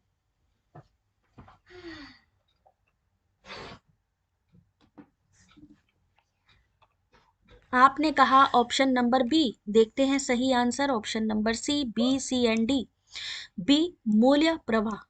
Option number C, GAP guidance document on good academic and research practice. GARP का अगर फुल फॉर्म आ जाए तो कर लेना जरा। Option number D, care. Care का फुल फॉर्म आता है consortium for academic research and ethics. अनुसंधान प्रकाशन में नैतिक व्यवहार पर ध्यान देने के लिए एक मिशन के लिए यूजीसी द्वारा गर्प यानी guidance document on good academic research, मूल्य प्रवाह, consortium for academic research ethics की पहल की गई थी। केयर 2018 को आया था। ठीक है, अगला क्वेश्चन देखो जरा सा, जल्दी से आंसर करेंगे इस क्वेश्चन का, बस कंप्लीट कर रहे हैं। प्राचीन काल में भारत के दक्षिणी भाग में किसने अधिगम और शिक्षण केंद्रों के रूप में अपनी सेवाएं प्रदान की थी।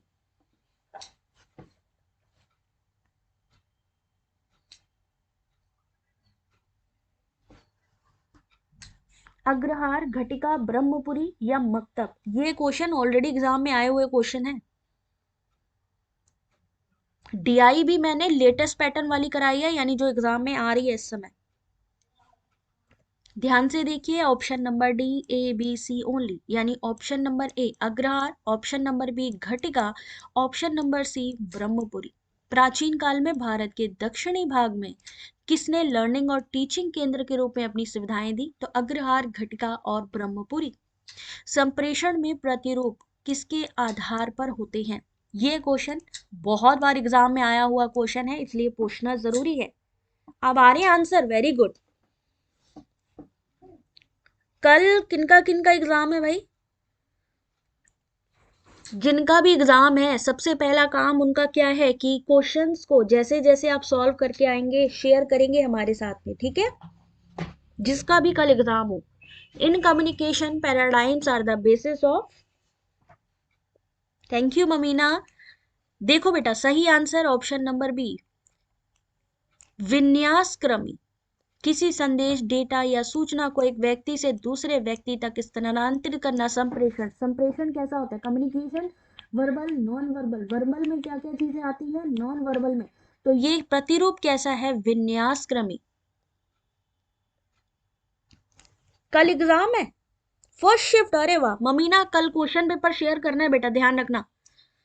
कैसे शेयर करोगे, मेरी मेल आईडी तो आपके पास है ही है, ठीक है। व्हाट्सअप चैनल भी आप लोगों के पास है, कल व्हाट्सअप चैनल ओपन रहेगा, व्हाट्सअप ग्रुप ओपन रहेगा, वहां पर अपने क्वेश्चन शेयर कर सकते हो। टेलीग्राम पर भी शेयर कर सकते हो, सब लोग जुड़ जाओ, नहीं तो डायरेक्टली मेरी मेल आईडी पर भी आप शेयर कर सकते हो। भूल मत जाना, ठीक है ना, क्योंकि इससे समझ में आएगा कि कितना हमारा प्रॉपर तैयारी हो रही है। ये मेरी मेल आईडी है, ठीक है, divi.gautam16@gmail.com। चलिए अगला क्वेश्चन देख लो एक बार, देखो ये सही होता है कि नहीं भाई। 5, 9, 15, 23, 33 मेल आईडी मैंने लिख दी है इसी में ही, आप लोग ये पीडीएफ पढ़ना तो आप लोग देख लेना एक बार। चलो जल्दी जल्दी करो क्योंकि कल एग्जाम भी है, तो देखते हैं और कुछ क्वेश्चन जो इंपॉर्टेंट है करवा देंगे। 5, 9, 15, 23, 33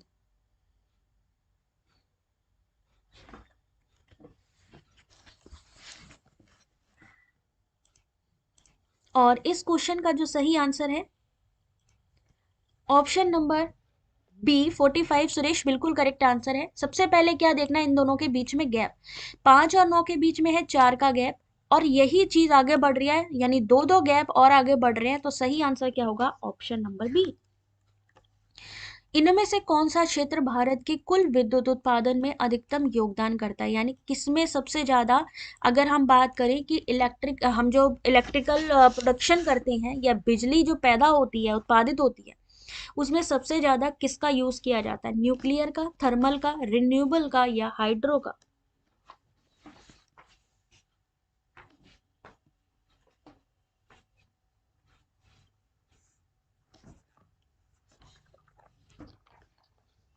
सही आंसर है थर्मल का इस्तेमाल सबसे ज्यादा किया जाता है। तापीय भारत में बिजली विद्युत उत्पादन पारंपरिक रूप जो है वो थर्मल है, हाइड्रो है, नवीकरणीय स्रोतों में पवन, सौर, बायोमास है।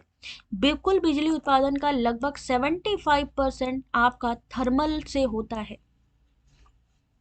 75%। चलिए स्ट्राइड का फुल फॉर्म बता दीजिए जरा एक बार, स्ट्राइड का फुल फॉर्म क्या होता है, स्ट्राइड का।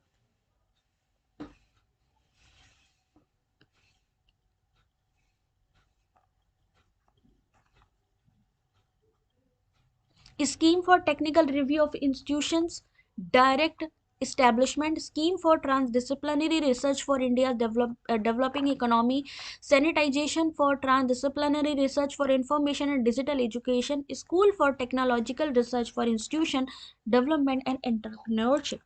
आपने कहा है बी, सही आंसर बिल्कुल सही है, ऑप्शन नंबर बी है, scheme for transdisciplinary research for India's developing economy. चलो जल्दी से एक क्वेश्चन और आंसर बता दो जरा, हायर एजुकेशन का। बनारस हिंदू विश्वविद्यालय 1917 में इंजीनियरिंग की कक्षाएं प्रारंभ करी, यानी क्लासेस ली इंजीनियरिंग की। 1917 में पटना, लाहौर, कराची में भी इंजीनियरिंग कॉलेजेस की स्थापना हुई थी। दोनों में से कौन सा सही है?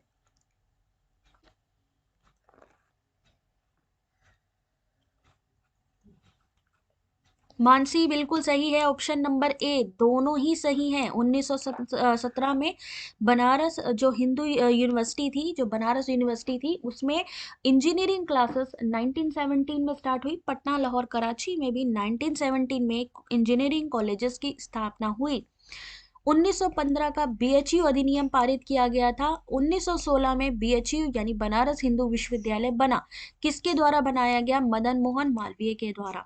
1917 में इंजीनियरिंग क्लासेस स्टार्ट की गई थी, ठीक है। रुड़की, आईआईटी मद्रास बैंकों से पहले ही ये स्थापित हो चुके थे, तो दोनों ही सही है। अच्छा एक क्वेश्चन और बता दो जरा, एनईपी 2020 के अनुसार सभी उच्च शिक्षा यानी HEI को बहुविषयक होने आधिकारिक विद्यार्थियों के पंजीकरण का लक्ष्य किस वर्ष तक प्राप्त करना है? 2020, एनईपी 2020।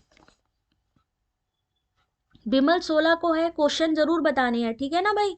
कल फर्स्ट शिफ्ट में अगर हो सके, अगर आप अपना शॉर्ट वीडियो बना सके तो बहुत ही अच्छा है।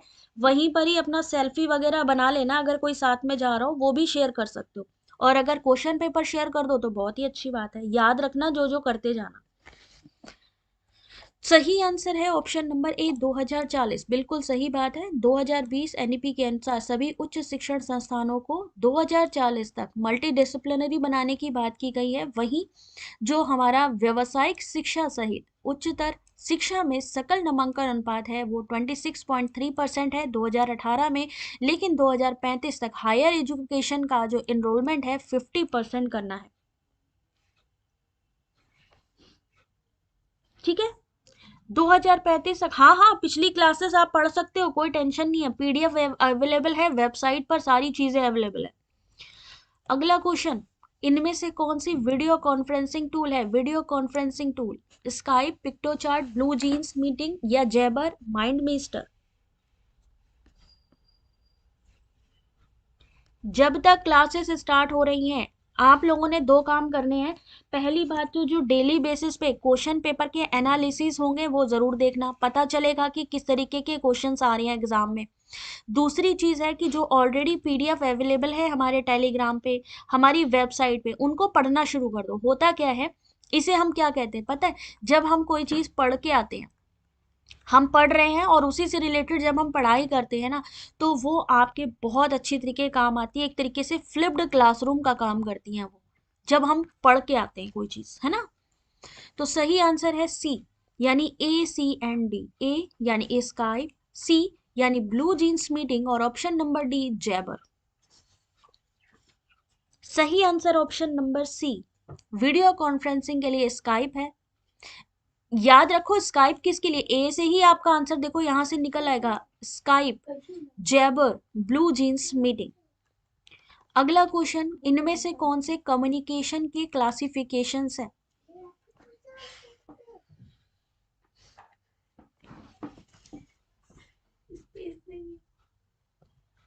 कौन सी आईडी चाहिए अर्चना? ऑप्टिक्स, एपिस्मेटिक्स, काइनेसिक्स, वोकैलिक्स, हैप्टिक्स। इनमें से कौन से कम्युनिकेशन के क्लासिफिकेशन है?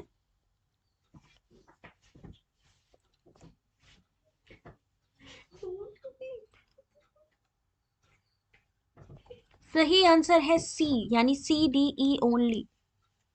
Kinesics body movement, D vocalics, haptics जो हम टच करते हैं, टच मतलब हैंडशेक करते हैं, वो किस में आता है आपका, हैप्टिक्स में आता है। एपिस्मेटिक क्या चीज होती है, ज्ञान से संबंधित। ऑप्टिक्स, ठीक है। तो ये सारी चीजें आपको ध्यान रखनी है कि यहाँ पर क्लासिफिकेशन ऑफ कम्युनिकेशन में हैप्टिक आ गया, ऑक्यूलिक्स हो गया, है ना, प्रोक्सिमिक्स हो गया, वोकैलिक्स हो गया, ये सारी चीजें। अगला क्वेश्चन, 60 विद्यार्थियों की एक कक्षा में 20 विद्यार्थियों की औसत ऊंचाई है x सेंटीमीटर, 20 विद्यार्थियों की औसत ऊंचाई है y सेंटीमीटर, शेष विद्यार्थियों की औसत ऊंचाई है z सेंटीमीटर, तो संपूर्ण कक्षा के विद्यार्थियों की औसत ऊंचाई यानी एवरेज बताना है। अब यहाँ पर जब हम ऑप्शन देखेंगे, हम ऑप्शन कहेंगे मैम यार ये तो समझ ही नहीं आ रही मुझे, समझ ही नहीं आ रही हमें, लेकिन समझने वाली कोई बात ही नहीं है। दिमाग का काम है, एप्टीट्यूड, यानी कि दिमाग का आंसर करना है दिमाग से। अब यहाँ पर कितने विद्यार्थी हैं, 20 विद्यार्थी हैं, दूसरे कितने हैं, 20 हैं, फिर कितने हैं, 20 हैं, टोटल मिला के कितने हो गए? हमारा टोटल जो एवरेज इन्होंने पूछा है किससे निकलेगा, 60 से निकलेगा। तो हमारा सही आंसर क्या हो जाएगा, यानी ऊपर हमें x की वैल्यू नहीं पता, ना पता हो, y की पता नहीं है, पता नहीं होन दो भाई, z की नहीं पता, पता नहीं होन दो, फिर नीचे क्या लिखेंगे, 60 सेंटीमीटर टोटल। मुश्किल है क्या ये वाला क्वेश्चन?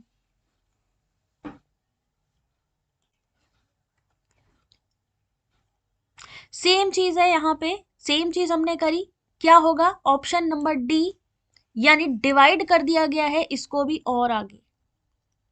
60 यहाँ पे आया, 20x, 20y, 20z, इन्होंने इसकी वैल्यू ले ली, लेकिन मेरे हिसाब से तो यही होना चाहिए, बट चलो कोई बात नहीं।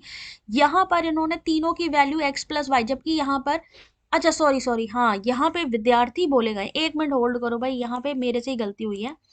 गलती क्या हुई है मैं आपको बताऊं, सबसे पहली गलती ये रही कि यहाँ पर ऑलरेडी 60 विद्यार्थियों की बात करी गई है, यानी टोटल वैल्यू तो हमें 60 से निकालनी ही निकालनी है, हमने इन तीनों को टोटल किया, 60 से निकालनी ही निकालनी है।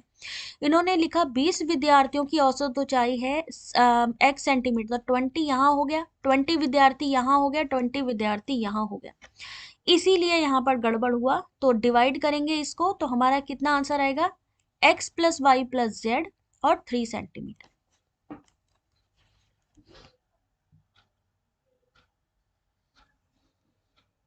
ट्वेंटी कॉमन लेना है, 60 कट जाएगा, यहां पर एक्स वाई जेड टोटल कितने हैं, यही चीज तो है, 60 विद्यार्थी हैं, टोटल वैल्यू, हमें एवरेज निकालने की बात हो रही है ना, तो एवरेज किससे निकालेंगे, हमारी औसत ऊंचाई कितने विद्यार्थी हैं, 60, तो 60 से ही तो निकालेंगे, 20 कॉमन लेना है, 60 कट जाएगा। ठीक है, जहां पर भी क्वेश्चन डाउटफुल हो उसको रीचेक करो जरा एक बार। एक व्यक्ति ने बैंक के खाते में 1 लाख रुपए जमा किए, 5 वर्ष की साधारण ब्याज दर पर 25,000 का लाभ लिया, तो बताइए कि व्यक्ति ने कितने समयावधि तक बैंक में धनराशि जमा करके रखी थी?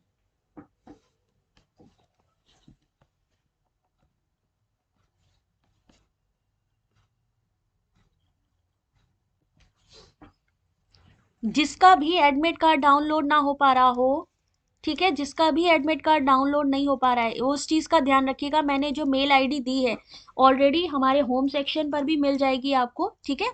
आपने क्या करना है, अपना एप्लीकेशन नंबर, परेशान नहीं होना है, एप्लीकेशन नंबर डीओबी किसी के साथ शेयर नहीं करना है, लेकिन आप हमारी डायरेक्टली मेल आईडी पर शेयर कर सकती हैं, ठीक है। चलो देखते हैं आंसर।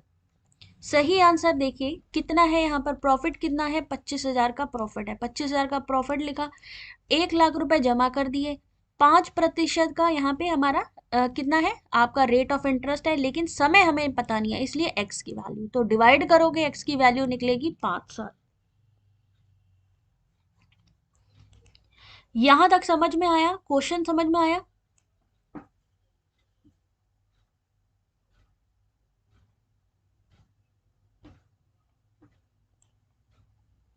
सिंपल सा है, टोटल हमें कितना, भाई किसका फॉर्मूला लगा है, ये हमारा सिंपल इंटरेस्ट का फॉर्मूला लगा हुआ है। सिंपल इंटरेस्ट में प्रिंसिपल हमें पता है कि भाई 1 लाख रुपए हमने टोटल अमाउंट जमा किया, 5% का रेट दिया, लेकिन हमें ईयर नहीं पता है। लेकिन हमें इतना पता है कि प्रॉफिट हमारा था 25,000 का, तो इसको डिवाइड करोगे 25/5 कर देंगे तो सही आंसर 5 वर्ष। इसका तो आंसर ही दे दिया, तो इसको तो तुम लोग ऐसे ही पढ़ लेना। चलो एक क्वेश्चन और देख लो जरा सा, लास्ट आंसर। चलो क्वेश्चन आपको बताना है कि मेज, पेटिया और वनाक्राई किससे संबंधित है।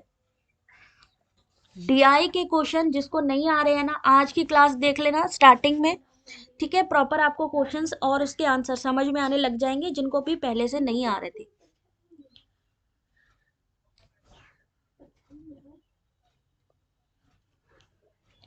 आपको पता है वनाक्राई क्या चीज है, मेज, पेटिया, ये सब क्या चीज है, आपको पढ़ाया भी था।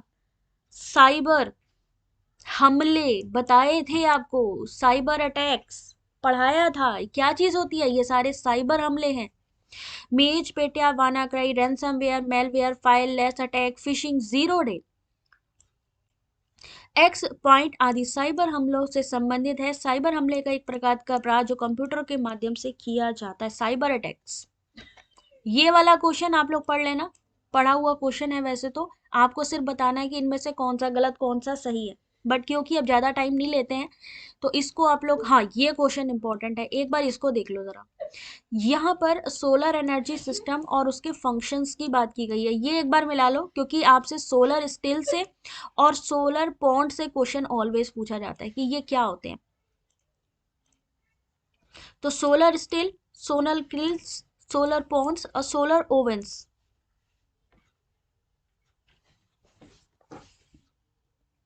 यहाँ से क्वेश्चन आता है कि ये सोलर जो स्टील का या सोलर कुकर है तो उसका इस्तेमाल करते हैं। सोलर कुकर क्या चीज होती है, 3 4 2 1 सही आंसर। सौर चूल्हा किसके लिए होता है, सौर चूल्हा किसके लिए है, भोजन पकाने के लिए। सौर कुंड गर्म जल उत्पन्न करने के लिए, यानी पानी को साफ करने का काम भी करता है एक तरीके से। सौर स्टील का जल को लवण रहित करने के लिए। सौर किल्न्स यानी सौर भट्ठा किसके लिए है, सुखाने के लिए है। यहां से क्वेश्चन आएगा इन सब के बारे में, solar oven, solar pond, solar still, solar kilns, solar cooker, इन सब से रिलेटेड आप लोग एक बार पढ़ लेना। ये वाला क्वेश्चन इस समय सबसे ज्यादा पूछा जा रहा है, जिसमें पूछा जाता है कि किसी अध्ययन के प्रतिभागियों के व्यवहार को अगर हम सूक्ष्मता से या अनजाने में प्रभावित करने की जो प्रवृत्ति है, जो स्वतंत्र चर के वास्तविक प्रभाव को स्पष्ट कर देती है, उसे हम क्या कहते हैं।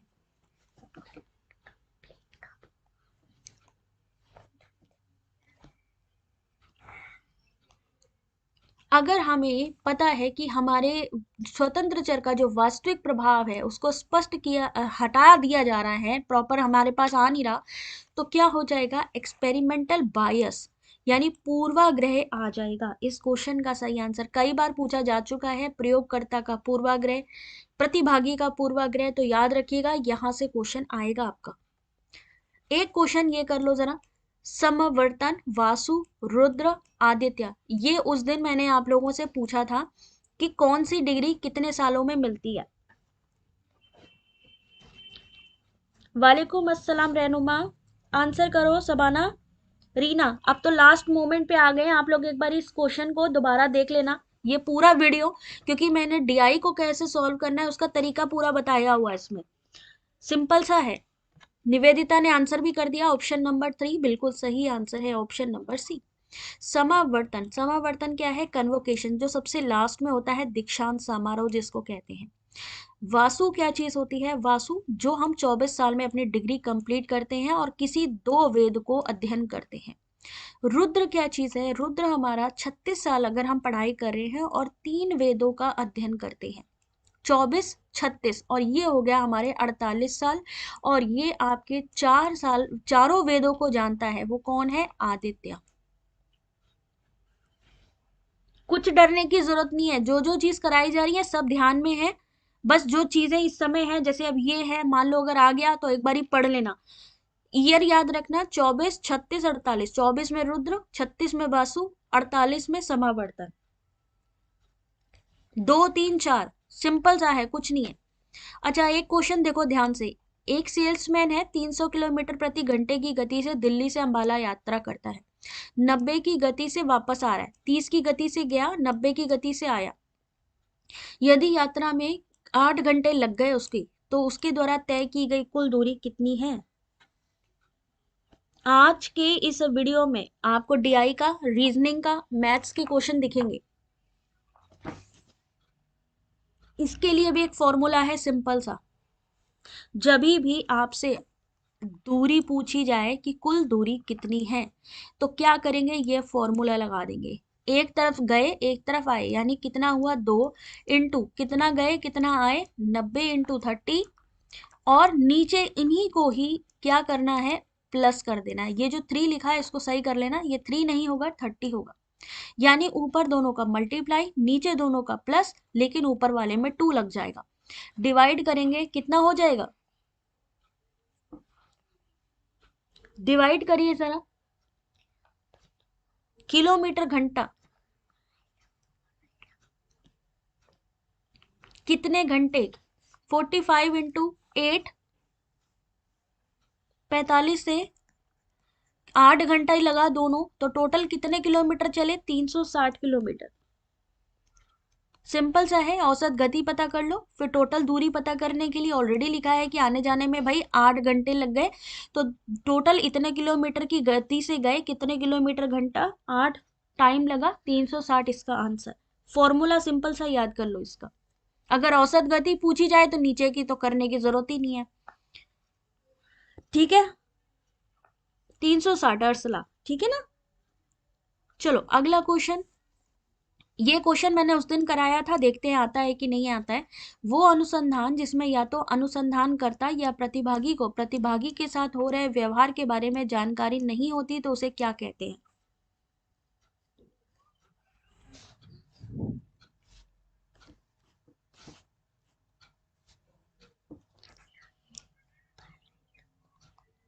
A research design in which either the investigator or the participant is not aware of the treatment a participant is receiving refers to, option number is single blind study।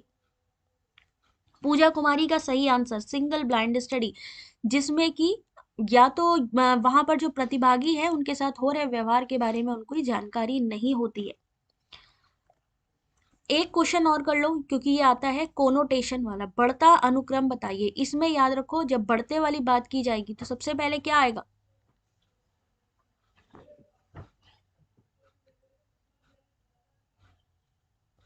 Class का टाइम देखो, अब जो next class होगी वो 8:30 बजे से लेके 9 बजे के बीच में होगी, आप लोग चेक कर लेना, ठीक है? बाकी जो भी क्लासेस हैं उसकी अपडेट आपको टेलीग्राम पे और हमारे व्हाट्सएप पे मिलती रहती है, क्योंकि एग्जाम टाइम है, कल हम एनालिसिस भी करेंगे, तो इसलिए एग्जैक्ट टाइम तो नहीं है, बट यस टेलीग्राम ज्वाइन करिए, क्लास से आधे घंटे पहले आपको सारी नोटिफिकेशंस मिल जाएंगी।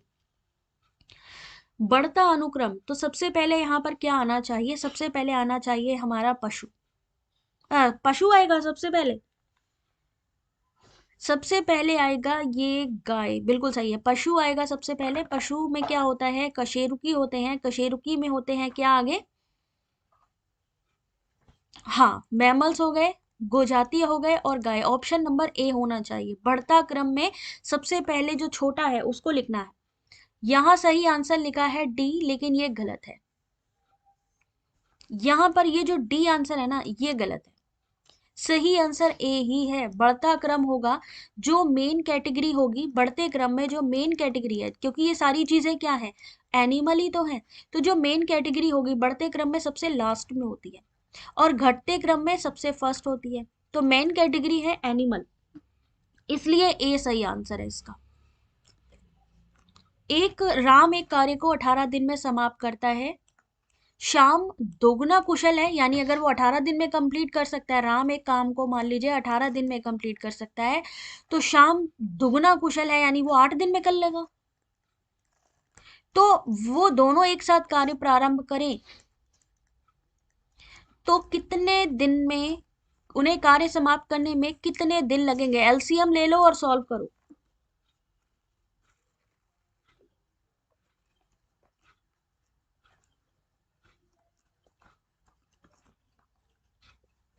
क्वालिटी के आधार पर भी अगर हम बात करेंगे तो वही होगा आंसर। कोनोटेशन में, कोनोटेशन ही पूछा जाता है जनरली, बट फिर भी जहां पर भी डाउट हो क्रॉस चेक करके एक बार ही बताइए, ठीक है। मनीष ने बोला है 12 डे, यानी 12 दिन। सही आंसर है 6 दिन। क्यों? क्योंकि हमने एलसीएम लिया। कौन सी ऐसी संख्या है जो दोनों में आती है? 18। तो 18 एक बार में आई, ये कितना होगा? 3 और 18, ठीक है। डिवाइड करेंगे 3 से, 1/6, यानी कि सिर्फ और सिर्फ 6 दिन होगा। सही आंसर ए। सोशलॉजी का एग्जाम अब देखना पड़ेगा बेटा, क्योंकि अब मेरे पास अभी लिस्ट याद नहीं है मुझे। बुद्धिस्ट कम्युनिकेशन की बात करी गई है, कौन सी परिघटनाओं को मुख्य रूप से दर्शाने के लिए कम्युनिकेशन का प्रयोग करते थे? Buddhist communication.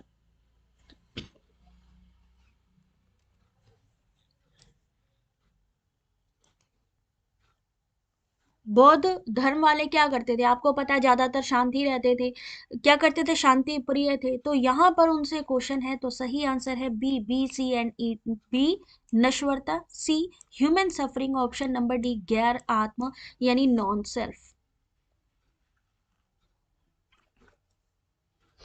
ठीक है, एक क्वेश्चन और करो भाई, ये वाला क्वेश्चन आ सकता है। बायो एक्युमुलेशन या एक्युमुलेशन से रिलेटेड, जैव संचयन के परिणाम स्वरूप डीडीटी के संकेंद्रण में आरोही क्रम में व्यवस्थित कीजिए। इंक्रीजिंग ऑर्डर में लगाना है आपको।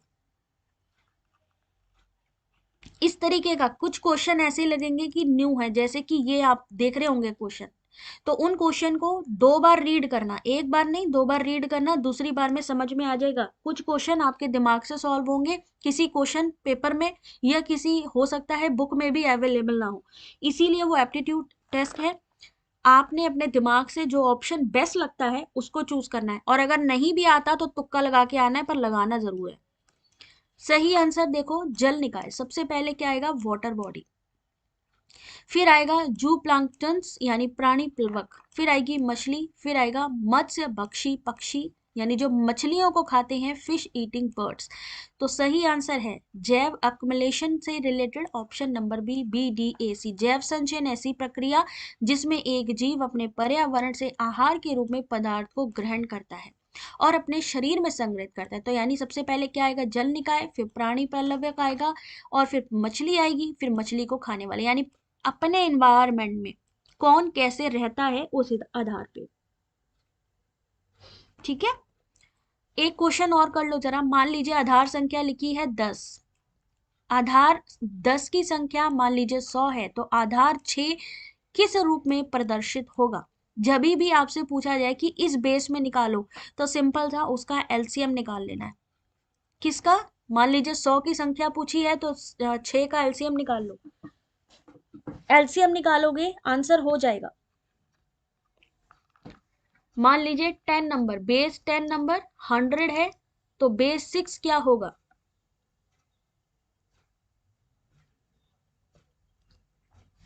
गोल्डी, सही आंसर डी होगा। एलसीएम निकालने के लिए कहा, फिर जो यहां से स्टार्ट करेंगे, जो रिमाइंडर होगा वही हमारा होगा। सेम ऐसे ही अगर बेस, बेस का मतलब 4 अगर पूछा जाए, बेस अगर 6 पूछा जाए, तो जितनी भी यहाँ पर संख्या है, जैसे इन्होंने कहा ये, तो ये कन्वर्ट हो जाएगी। तो कितनी संख्या की बात की इन्होंने? आधार संख्या 6 की बात की, तो सही आंसर है डी, रिमाइंडर को काउंट करना है। चलिए last question of the day जो आपके PYQ से था। कल एग्जाम है, कल एनालिसिस बताएंगे, अभी आप लोग क्वेश्चन सॉल्व करिए। PYQ previous year question paper से एक क्वेश्चन जो इस समय आता है लेटर सीरीज का, AMZ BLY CNZ, पढ़ोगे आंसर उसी से ही आ जाएगा भाई। Hanif, option number D.